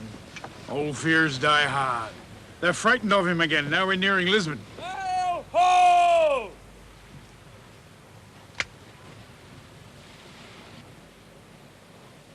She's a Portuguese. Hauling a wind, heading due south. Mr. Baines, run up a signal. Where are you bound? Aye, sir. I refuse! You paid for a passage to Pernambuco, and a passage to Pernambuco you shall have. I will not set foot aboard that other ship. You will. No! I have been degraded and insulted before those animals, and now I will have justice. You dare to speak to me of justice. Señor Vasco, aboard this ship I am the law. But not ashore. Ashore you are nobody. I am a cavaliero, a gentleman. And the word of a gentleman will be taken above that of an arrogant, upstart English captain. My patrol, Don Pedro, is a man of honor and influence. And when he hears of your treatment of his property, he will see to it that you spend the rest of your life behind bars. No, Senor Captain. This latest trickery of yours will not enable you to escape the justice of Don Pedro. I too have a patrol. Don Firmino de Dios Braganza. Now, Señor Braganza too is a man of authority. And a man of honor. Whose word do you think he will accept, eh? Well, you will be taken before a magistrate, and he will decide. In that case, you leave me no choice but to put you ashore in irons to await trial. Trial? What for? Murder? It was an accident. You killed Filippo. They will not believe you. I have witnesses. Do you? Senor Capitão, it is not possible for me to go to Brazil alone. Those men are in my charge. They are the property of Don Pedro.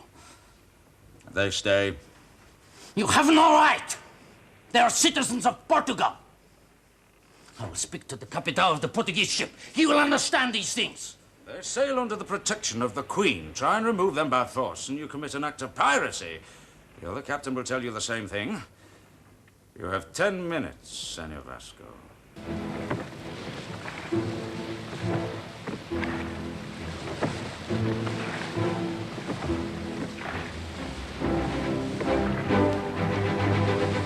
All hands aloft. Shake out the sails, Mr. Baines. Let's get underway again. Señor Braganza's awaiting his vines.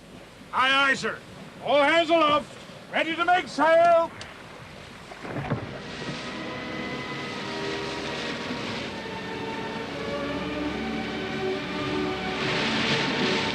Overhaul the fore buntlins.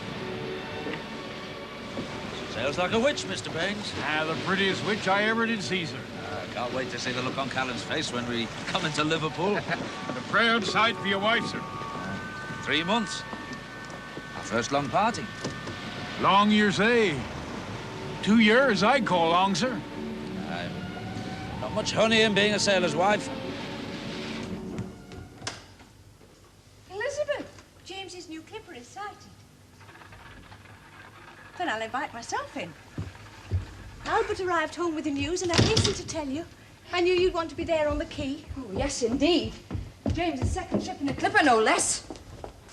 Never forgive me if I was to miss his moment of triumph. Yes, I snap at everyone, not just you. Count the days he's away. 85, and I'm already talking to myself. And I was the one that wouldn't make a sailor's wife. I've missed him, Elizabeth. Much more than I thought I would. If I'd not had the new house to keep me occupied.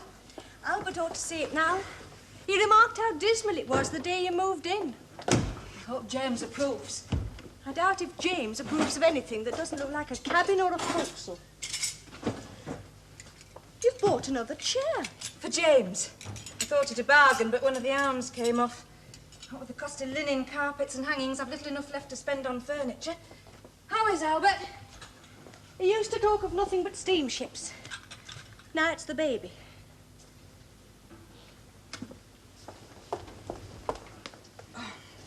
Stain from the bedroom floorboards and now glue. I must wash and change my dress, or James will take one look at me and sail away for another 3 months. Anne, I've made up my mind. I must tell Albert. About the baby? That Daniel Fogarty's the father? Yes. Albert must never know the truth, you said last time we spoke of it. I've changed my mind. And I must change my dress. He's been so good to me, Anne. Eternally fussing over me and looking after me. Of late, I can't even look him in the eyes. My only fear is now that I'll lose him. You see, I think I love him. I have to tell him. Do you think me foolish? Where you're concerned, Elizabeth, I've given up thinking. Now, I must change, or I'll not be there on the quay. I thought I'd wear my wedding dress. For James's homecoming? Yes, it's had little enough wear. Now I'm wife to a schooner and a clipper. I can't be seen on the quayside in this old rag. Now he's home. You and James must come and dine with us. It's no use, Elizabeth. You cannot expect me to tell him. It would make it so much easier if you were present. You insisted on marrying Albert. You must be the one to tell him. Oh, answer it, would you please, Elizabeth?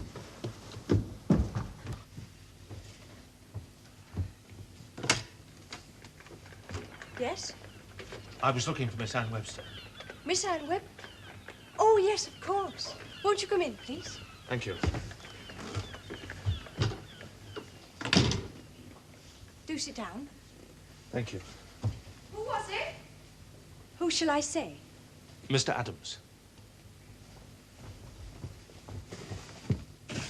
It's Mr. Adams. Who? Mr. Adams.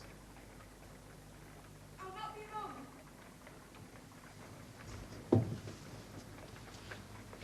She's coming. Thank you. It's rather cold for the time of year. Yes, it is.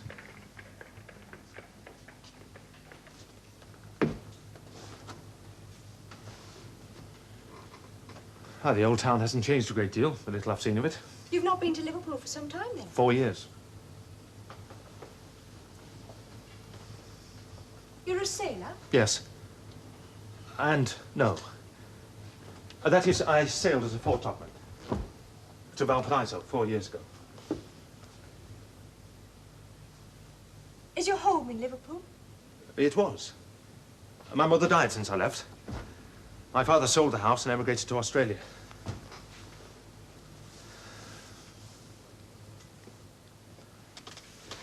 We docked this morning. I went to Captain Webster's old house. He sold it? Yes, the people there told me Anne was living here now. Are you related? Oh, no. Anne and I have known each other since we were children. You can't be expected to know, but she's no longer Anne Webster. Oh. Anne was wed to James Onedin 6 months ago. James is my brother. He's a ship owner. He's just acquired a new clipper and arrives today from Lisbon. Oh, she's coming.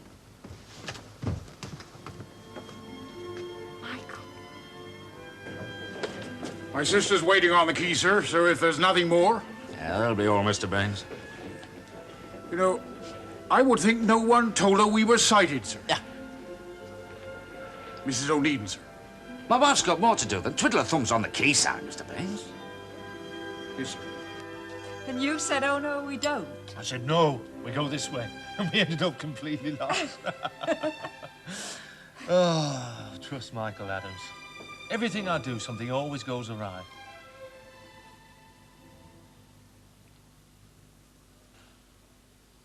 How long will you be staying in Liverpool? I hadn't really thought about it. I don't even know where I shall be staying yet. Oh, Mrs. Webb, 3 doors along, takes in lodgers. Mrs. Webb, thank you.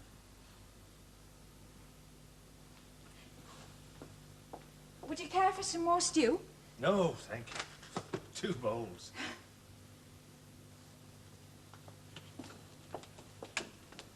You haven't changed, you know. 4 years? You haven't. Not one bit.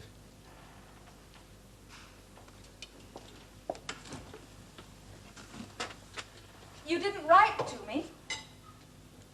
And I didn't return on the start of morn from Valparaiso as I promised I would.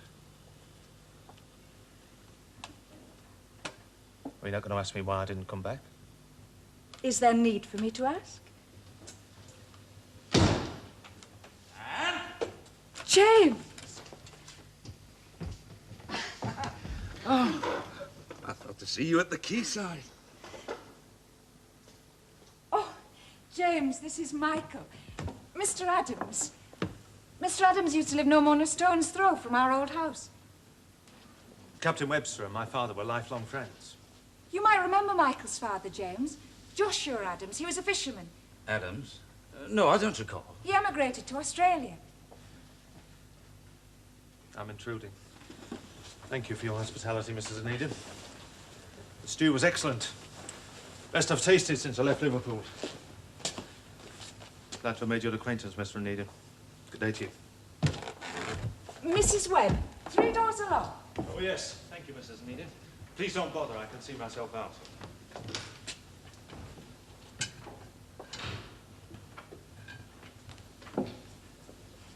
You're looking well, James. So do you, Anne. This Mr. Adams, I don't recall you mentioning his name to me before. No, I've not had occasion to speak of him. Has he been here often? For the first time today, ship docked this morning. It's 4 years since he sailed. 4 years? Long voyage. His first voyage, on the Star of Morn to Valparaiso. The ship returned 4 months later. But he didn't come home with her? No. Why not? I took it for granted that when he returned, we would... It was wrong of me. Nothing was settled. I've no prospects, Anne. You've your father to take care of. So many times he'd said that. He couldn't bring himself to tell me in so many words he never intended us to marry. It seemed so absurd, watching him sail away on the Star of Morn. Michael, a sailor.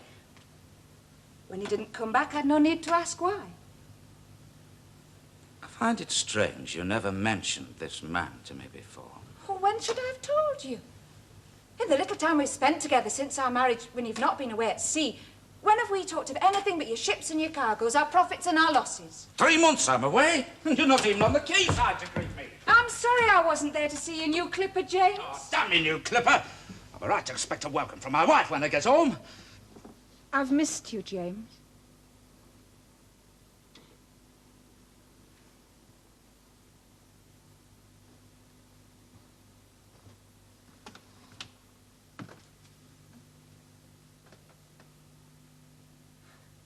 I bought that chair.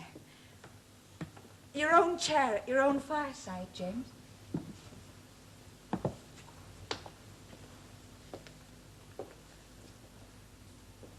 One of the arms came off, so I repaired it this morning. I've also repaired the latch on the back door. My hands, it's the stain from the floorboards.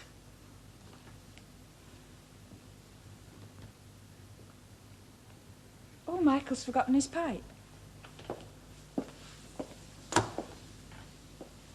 Mrs. Webb, did you say? Yes, one of her lodgers moved out on Saturday, and as Michael had nowhere to sleep. Well, there's no need. You call back for it. Saving the trouble.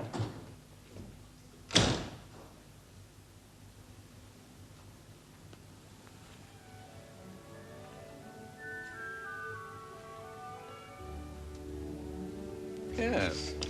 I thought her a fine and virtuous lady. Your new clipper, the Pampero. I wish I owned her entirely. Senor Braganza has a half share, eh? He's entitled to half the profits of all her cargoes. Ah. So that's the reason for your preoccupation. This, Michael Adams. Yes, what about him? Well, you've mentioned him 5 or 6 times and then changed the subject. You commissioned to build this floating kettle? No, I'm not. I'm saving it for you, Onedin. Oh, I can find my way to bankruptcy without the help of this smoke pot. The golden nugget, eh? Well, she's rightly named. She cost me a gold field in fuel alone. James, I'm so glad to see you here. Anne promised you'd both come and dine with us before you sail. Albert, tell him he must come. No, forgive me, Elizabeth, but I'm too busy. I've got cargo to load, crews to sign articles, eternal bills to be paid. And that's another thing. Not content with finding the fellow lodgings across the street, she's gone and lent him £2. Michael Adams, you mean? Yeah. Playing on her good nature. Next thing you know, he'll be knocking at the door every 5 minutes. And you sail in the morning. As always, your main problem is purely financial. Anne says you're sailing to the Cape Verde Islands. Aye, to the coaling station at Sao Vicente. Another cargo of fuel for one of your smoke-belching ladies. So there is a profit in steamships after all. Aye, for sailing ships. How long shall you be away, James? Oh, I can't tell. I must find some cargo from some port or other for home. You must dine with us tonight, James, please. No, forgive me, Elizabeth. Good day to you, Fraser. Onedin? Oh, do not fret, me love. He shall come next time he's at home. Now, come and sit down. Don't fuss over me, Albert. Here we are. There. One for you. One for my son. You're so sure of that. What if it's a girl? If it's a girl, she must look the very image of you, my love. Otherwise, I'll ask for our money back. Oh, I'm so happy. James, it was so rude of him to walk out the moment I came in. Oh, you must excuse James. The man's not himself. Indeed. And why not? You know, if you ask me, he's in the grip of the green-eyed monster. It's a new dress you're wearing, isn't it? It becomes you. Ah, that smells good. Well, my crew signed articles today. Tom Grantley's coming with us. Tom Grantley? I thought he was one of Callan's men. He was. One of his best carpenters. Nothing but the best for the Pampero. You're in cheerful spirits today, James? I'll have a right to be. Yes, you're sailing. With the profits of our last voyage, we've not only paid off the mortgage on the Charlotte roads, but on the warehouse. We now own every brick and sail. I wore this the day you came home. Aye, so you did. Oh, I almost forgot to tell you. Michael Adams signed articles today. A fella's short of money. Thought he might be looking for a ship. So I sent Baines along to his lodging, signed him up as foretop.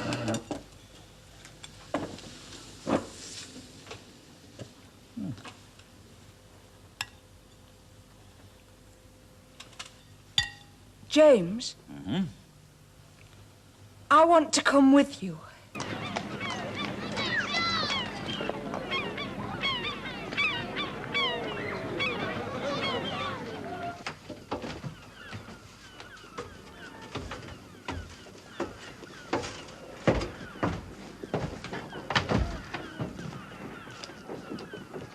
Adams? Michael Adams? Oh, you're the last You do not person- know me, George Bethel. We have never met.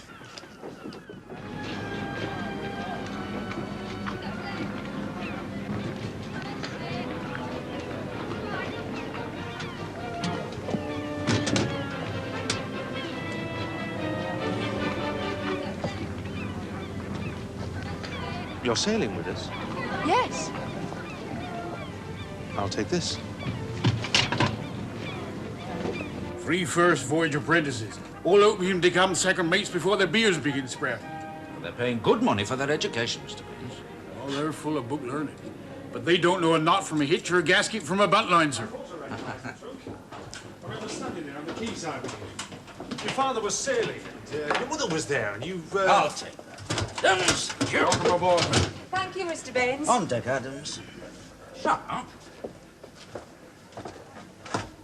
Hope you find this voyage interesting, ma'am. Not as interesting as our first voyage together, I hope, Mr. Baines. Well, here I am. No more counting the days and talking to myself. Something troubling you, James? Nothing troubling me.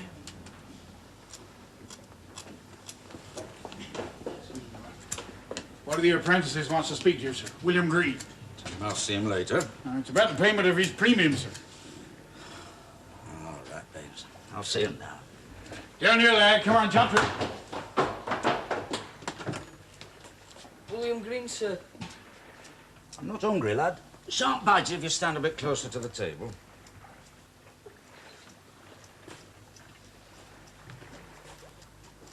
And it's not the Royal Navy. We don't lean backwards to stand upright. My mother signed my indenture for a 4-year period of apprenticeship with the Onedin line, sir. But at the time of signing, I didn't have sufficient money to pay the amount required, sir. Well, £50 is a considerable amount. Your father is to be congratulated on finding such a sum for your education. My father was killed in the Crimean War, sir. Oh. Royal Navy, sir. But it was always his intention I should serve an apprenticeship, sir. Uh-huh. So you left this money for your education, eh? No, sir. My mum's been saving, sir. She works as a cook in the orphan asylum. Money for his ships. Does the man think of nothing else? Well, put the money on the table, lad. My mother wishes to convey her apologies for any inconvenience she may have caused you, sir. Inconvenience? I can't serve with this voyage as apprentice, sir. You mean you haven't got the money? No, sir. And I understand that I can't serve before paying the proper sum required. How much money has your mother saved, then? £32 and 8 shillings, sir. Well, £32, 8 shillings had left to be then, won't it? Thank you, sir. The money's with my mother, sir. Well, then, go and get it. Look sharp. We sail in a half hour. Yes, sir.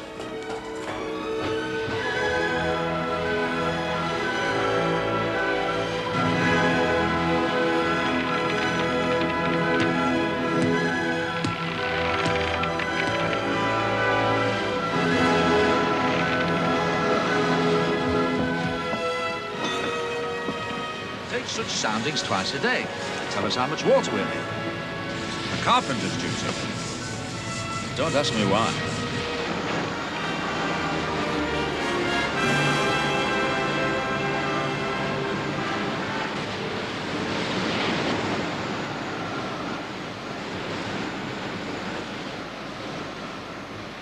Still shaky aloft. Memories of Bucko Roberts, eh? Now we shall see how much water we're taking in. The ship's leaking. All ships leak, lad. No pumps, man, for the best part of a voyage. Back-breaking work it is too, Billy, lad. Now, this measure shall show us the worst. Good news for your back, Billy. Hardly enough to bath a baby in.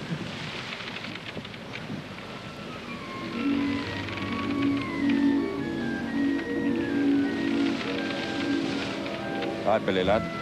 Up the weather side, over all the fore bantings. Yes, sir.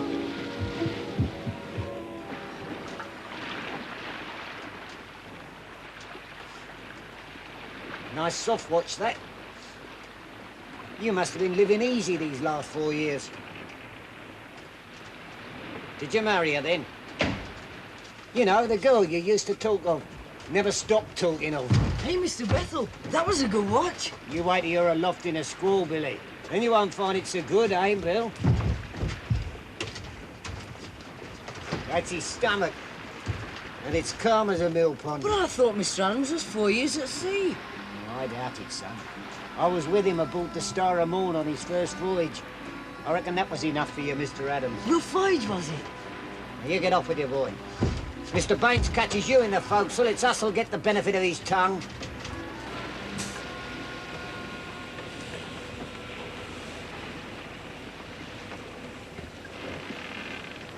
I said you weren't suited for a life at sea, but you would go.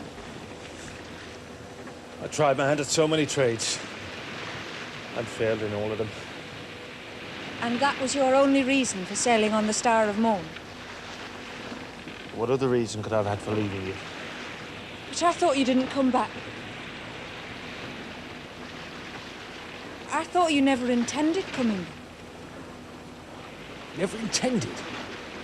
Is that what you believed when the Star of Morn returned without me? Well, what else was I to believe? Why didn't you come back? You deserved a better man than I. And I deserve a better reason than that. Ah, you're right. I'm not that generous-natured. I would never willingly have given you up for any man. And I did not come back because I'm a wanted man. That's why I signed on this ship. It would have been dangerous to stay in Liverpool any longer. What? For what? That first voyage to Valparaiso, the mate took old Robert.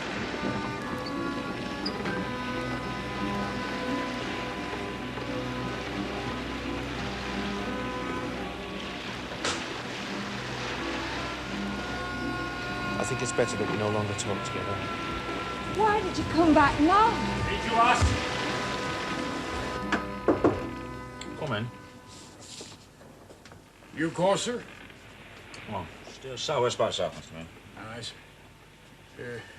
About Michael Adams, sir. What about him? Oh, I've no complaints. He works for the will, but if he's been 4 years at sea, as you say... I didn't. He said. Well, then he must be slow to learn. Before he tackles a job, he has to ask or watch the next man. Twice today he's been hanging over the side looking for his stomach. But when he's up aloft, well, at times I can hardly bear to watch him, sir. So Michael Adams falls and breaks his neck. Anything else, Mr. Baines? Ah, speak, old man. Well, sir, you know what the folks is like, sir. I should do. I've spent half my life in it. Well, you know how the crew talk, sir. They don't mean it unkindly, just laughing and joking, we know, but... well, it's your wife and Michael Adams, sir. My wife and Michael Adams grew up together. Their fathers were lifelong friends, Mr. Baines. So much for that. Another thing I learnt in the forecastle, Mr. Baines. Yes, sir? Cure for idle tongues is busy hands. I've been looking about me this morning. Foot ropes need repairing, deck needs only stoning. Yes, sir. You know I can't abide a slack ship. She might be a Geordie collie for this trip, but she needn't look like one. You tired, Mr. Adams?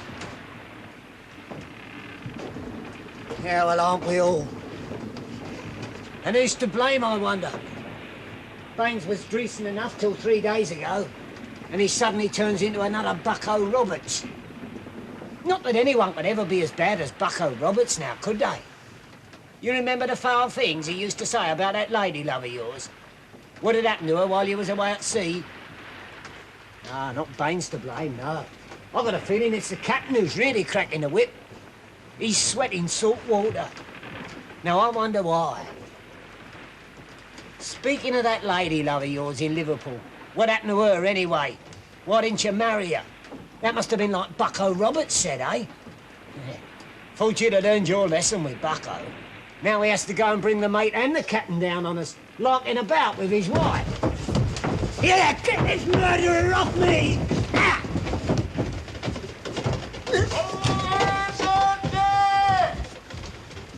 Madman, you are. You call me a murderer again, and I shall be one. It's because of you I'm a wanted man. Wanted man? The 5 of you remained silent when Captain Howland accused me. You all knew me to be innocent, and you said not one word in my defense. Wanted man? You mean to say you never found out? You're jesting. In 4 years, you must have learned somehow. Learned what? Because you were green. It was your first voyage. And my last, I swore that long before Bucko Roberts was murdered. Yeah, I don't blame you. One voyage with a mate like Bucko Roberts is enough to drive any man to a life behind the plough. When you say murdered, you know as well as I do it was an accident. And I reckon Captain Howland knew it too. Yeah, that's why Captain Howland entered it in the loggers. Lost overboard. Lost overboard? Not the first time it's happened now, is it? Not that you'd know that, being green. These matters are never talked of naturally. Silence is golden, as they say. Lost overboard. All hands on deck, I said! Oh, I mustn't keep Mr. Baines waiting. We'll have a sight more trouble on our hands. As you say, Captain Howland, just ignore what happened. Well, Captain Howland never found out what happened. Never wanted to. All captains care about is their ship and their cargo. It was flesh and bones to them, eh? One more man less to crew their ship, that's enough worry for them without going into the whys and wherefores. Dr. Roberts was murdered! That's a harsh word. I saw it happen! Then you know it wasn't intended.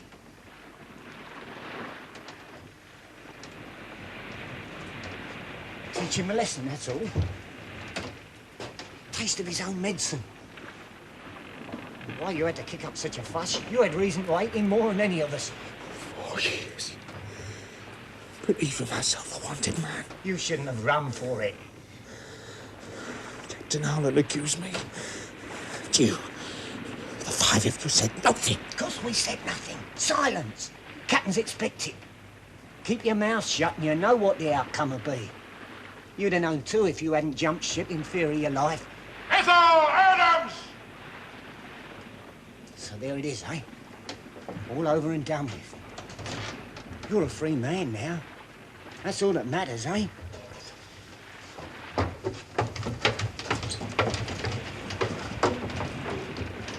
Adams, you deaf man? If you want trouble, Adams, you come to the right man for it.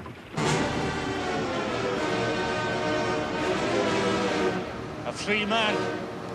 Now I am. You've been free these last 4 years and had no right to be. Forget it, man. It's all over and done with.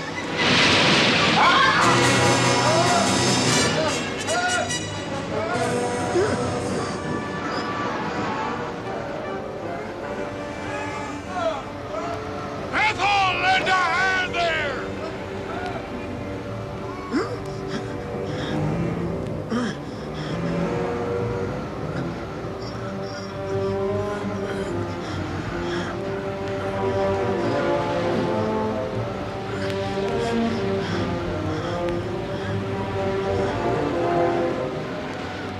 Your father has cut you off.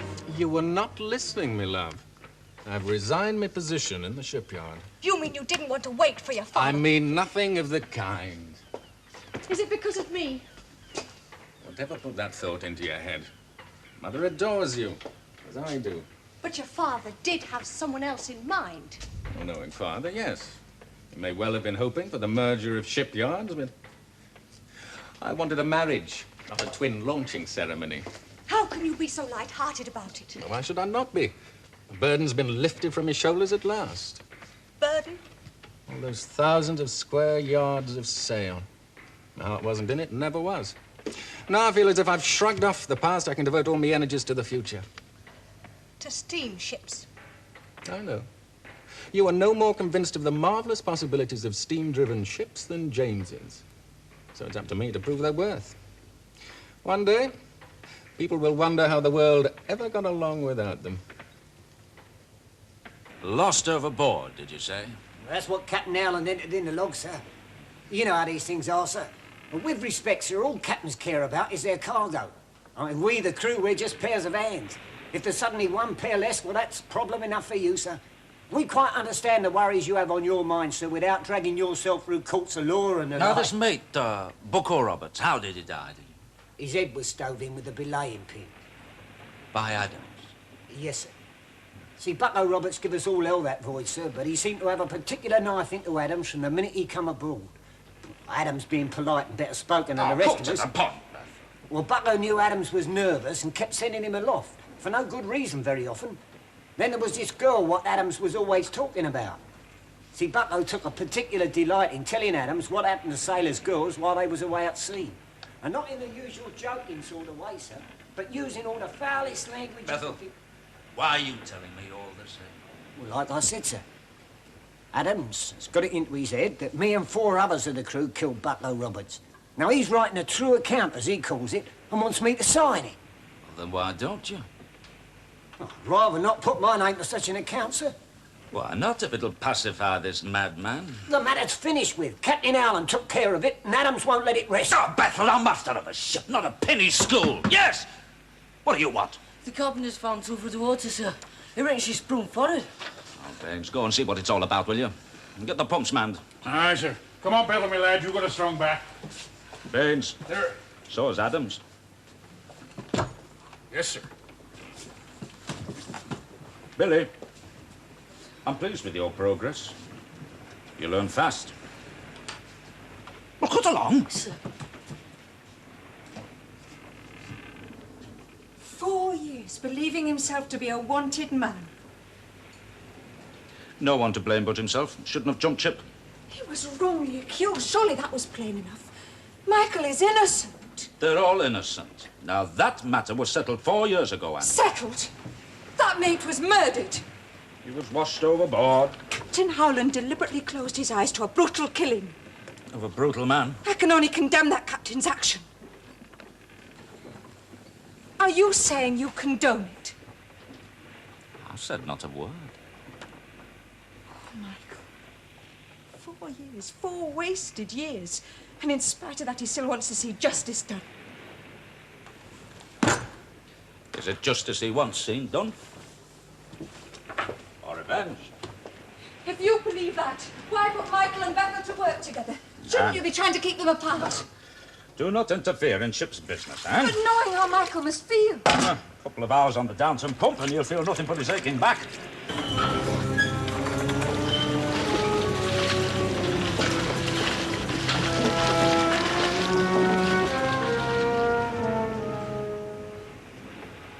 James? James? Did you want me to come with you? Come with me. Would you rather I'd stayed at home? Oh, you woke me up to ask me that. It's important to me, James. Don't you know why I came? I missed you. I began talking to myself. But you've said not one kindly word to me since I came aboard. I might as well have stayed at home. At least I could have had a civil conversation with myself. So, Michael Adams sailed away on the Star of Moon because he didn't want to marry you, eh? I'm sorry, James. That's what I thought. Truly I did. You were wrong. Yes, James, I was wrong. 4 years believing himself a wanted man. Aye, vexing to know if he'd learnt the truth but 6 months earlier. 6 months? Aye, 6 months we've been married. You'd not been so desperate to get yourself a husband. And you not so desperate to secure the Charlotte roads at any cost? No, I wasn't discussing it. Adams, it's too late. You're married to me. And you'll not use my ship to humiliate me with him. Humiliate? You have no intention of humiliating I forbid you to speak you. to the man. Let me say it, won't you? But I will not. Say what? That I'm jealous of the man. Now, you go to sleep. Ah! What's happened? Oh, blasted lubbering trimmers! Bastard, coal-shafted! He won't come up, the cargo shifted. All right, mates. All hands below to trim that coal. I'll have to leave. Go ahead, goes lads and sharp. We've called the ship. Not a stroke, All Bethel. hands on We've deck. got the backs left for shoveling and we've more important business to attend to. There you go, and shrivel like the devil behind you. Another shift like that will be on our beam ends.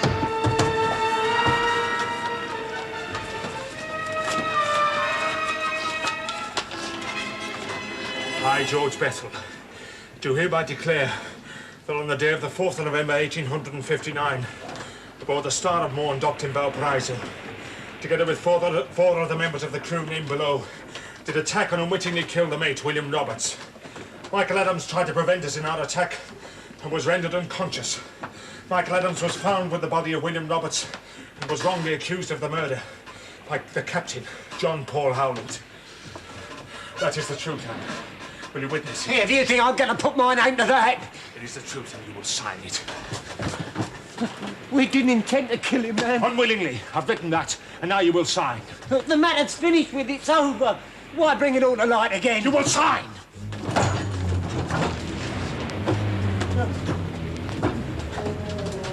Michael! Michael! Now you listen to me, Adams. I've been patient with you. Very patient. You'll come down below and sign that paper. Now don't you push me too far, you madman. But I end up like Bucko Roberts. Is that it? You didn't intend to kill Bucko. Teach him a lesson. Taste of his own medicine, you said. And who struck the blow that killed the man? You've turned better. No!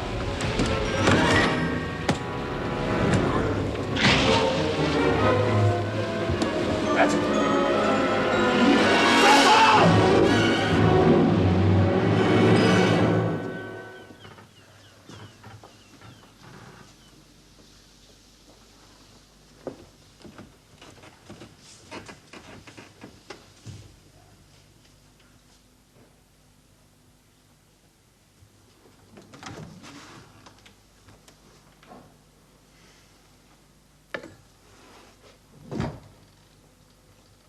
You're awake early, my love?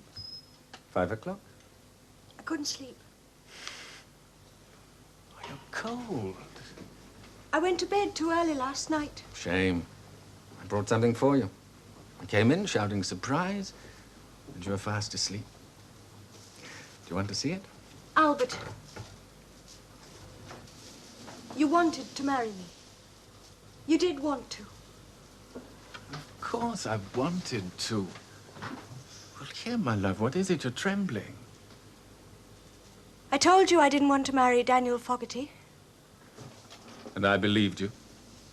Should I not have done? I love you, Albert. I haven't told you before because I didn't think it true. I've had so many false reasons, excuses rather, to suit my own actions. I thought that one false as well. And maybe it is. No doubt I'm only telling you I love you in the vain hope that... In the vain hope that what? that I may not lose you. Lose me? Whatever put that thought into your head? Albert. Oh, calm yourself, my love. You've nothing to fear. I already know what you're going to tell me. No. That you still loved Daniel Fogarty, and you married me. No, I don't care why you married me instead of Daniel Fogarty. I'm too selfish, my love. I have you. That's all that matters. Now, let's see what it is, shall we? I saw it in the shop and I thought, Elizabeth should see it first. She may not like it. I couldn't resist it. I had to buy it.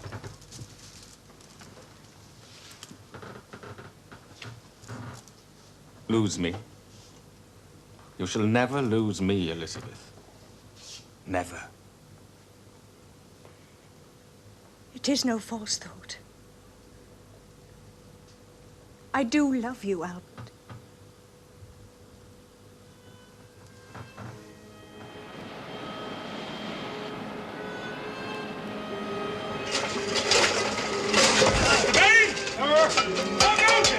Our mighty big shift it was, sir. We still have time more to move. Here, Billy. Give us that shovel. Yes, sir.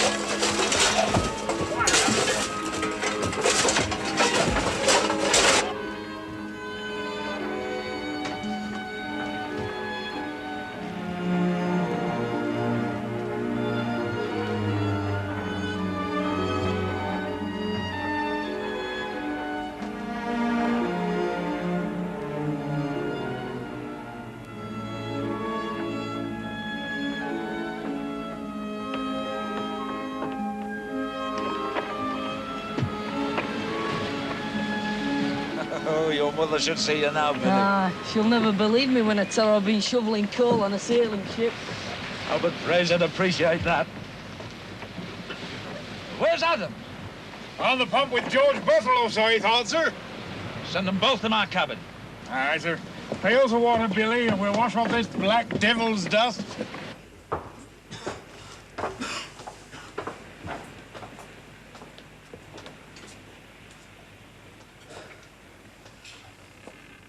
Must have shifted 60 tons or more. Something wrong? You were at the helm. You must have seen. Seen what? Michael tried to force him to sign that paper.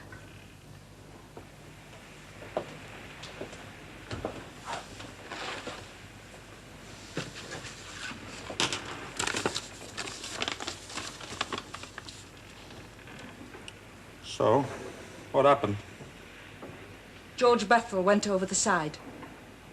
They were fighting. Michael hit him.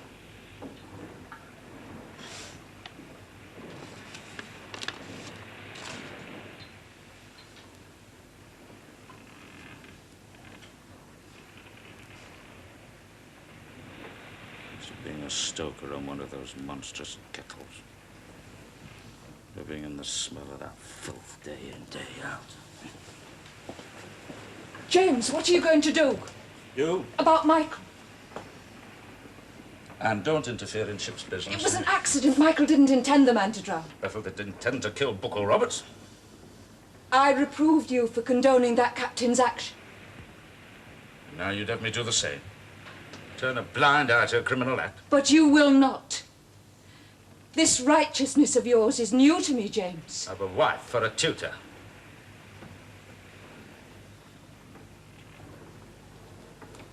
You cared for him? Yes, I did. And still do? How can I answer such a question? Well, because I've a right to know. I'd forgotten Michael. I thought I had. Then when he suddenly appeared like that, it's only natural I should recall the feelings I once had. It's unfair of you to ask me such a question. Well, I think not, sir. What is it you want? Some platitude for your satisfaction? Very well, then. It's all in the past. It's all forgotten. There. I don't know what Anna's told you. Adams, the next time you make calls, all hands on deck, you'll attend. I want you to know the truth. Oh, I've already learnt it from my wife. So, you struck George Bethel and he went over the side, eh? Yes.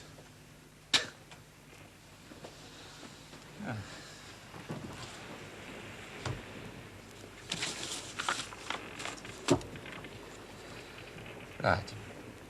The cargo shifted. Bad list to port. Last time you saw George Bethel, he was pumping with you. Last time he was seen by the others, Yes. You, Adams, you were shoveling coal with the rest of us, as I remember it. I was shoveling coal? Just after 8 bells, it would be. Dark. I saw nothing. I was at the wheel. Did you see anything, Anne? Did you see what happened to George Bethel? Well?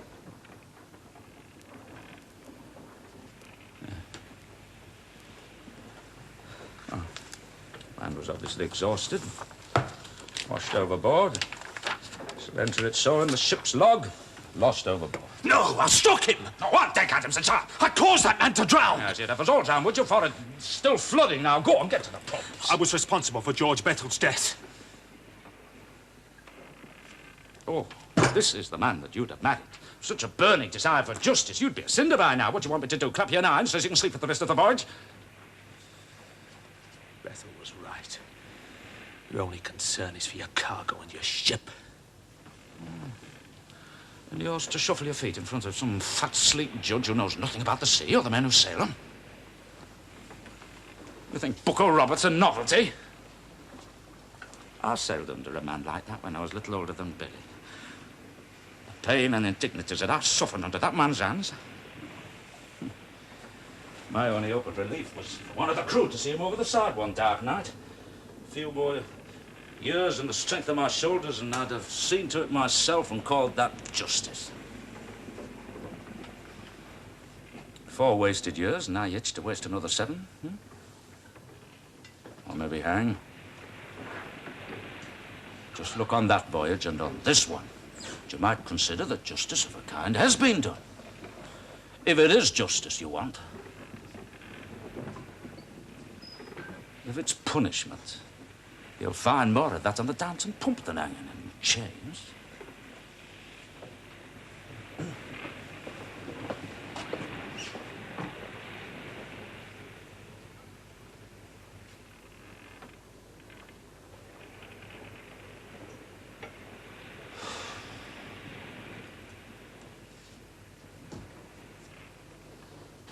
I said you deserved a better man than I. And you found him.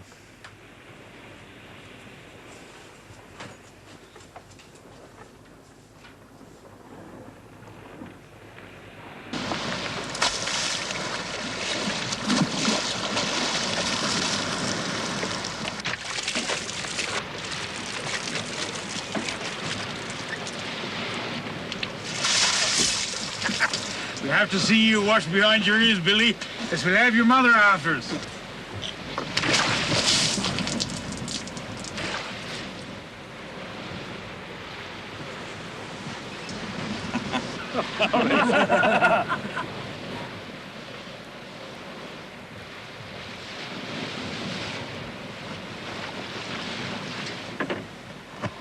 Being a sailor's wife is not as simple as I thought, at home or at sea. But I'm learning, Jane.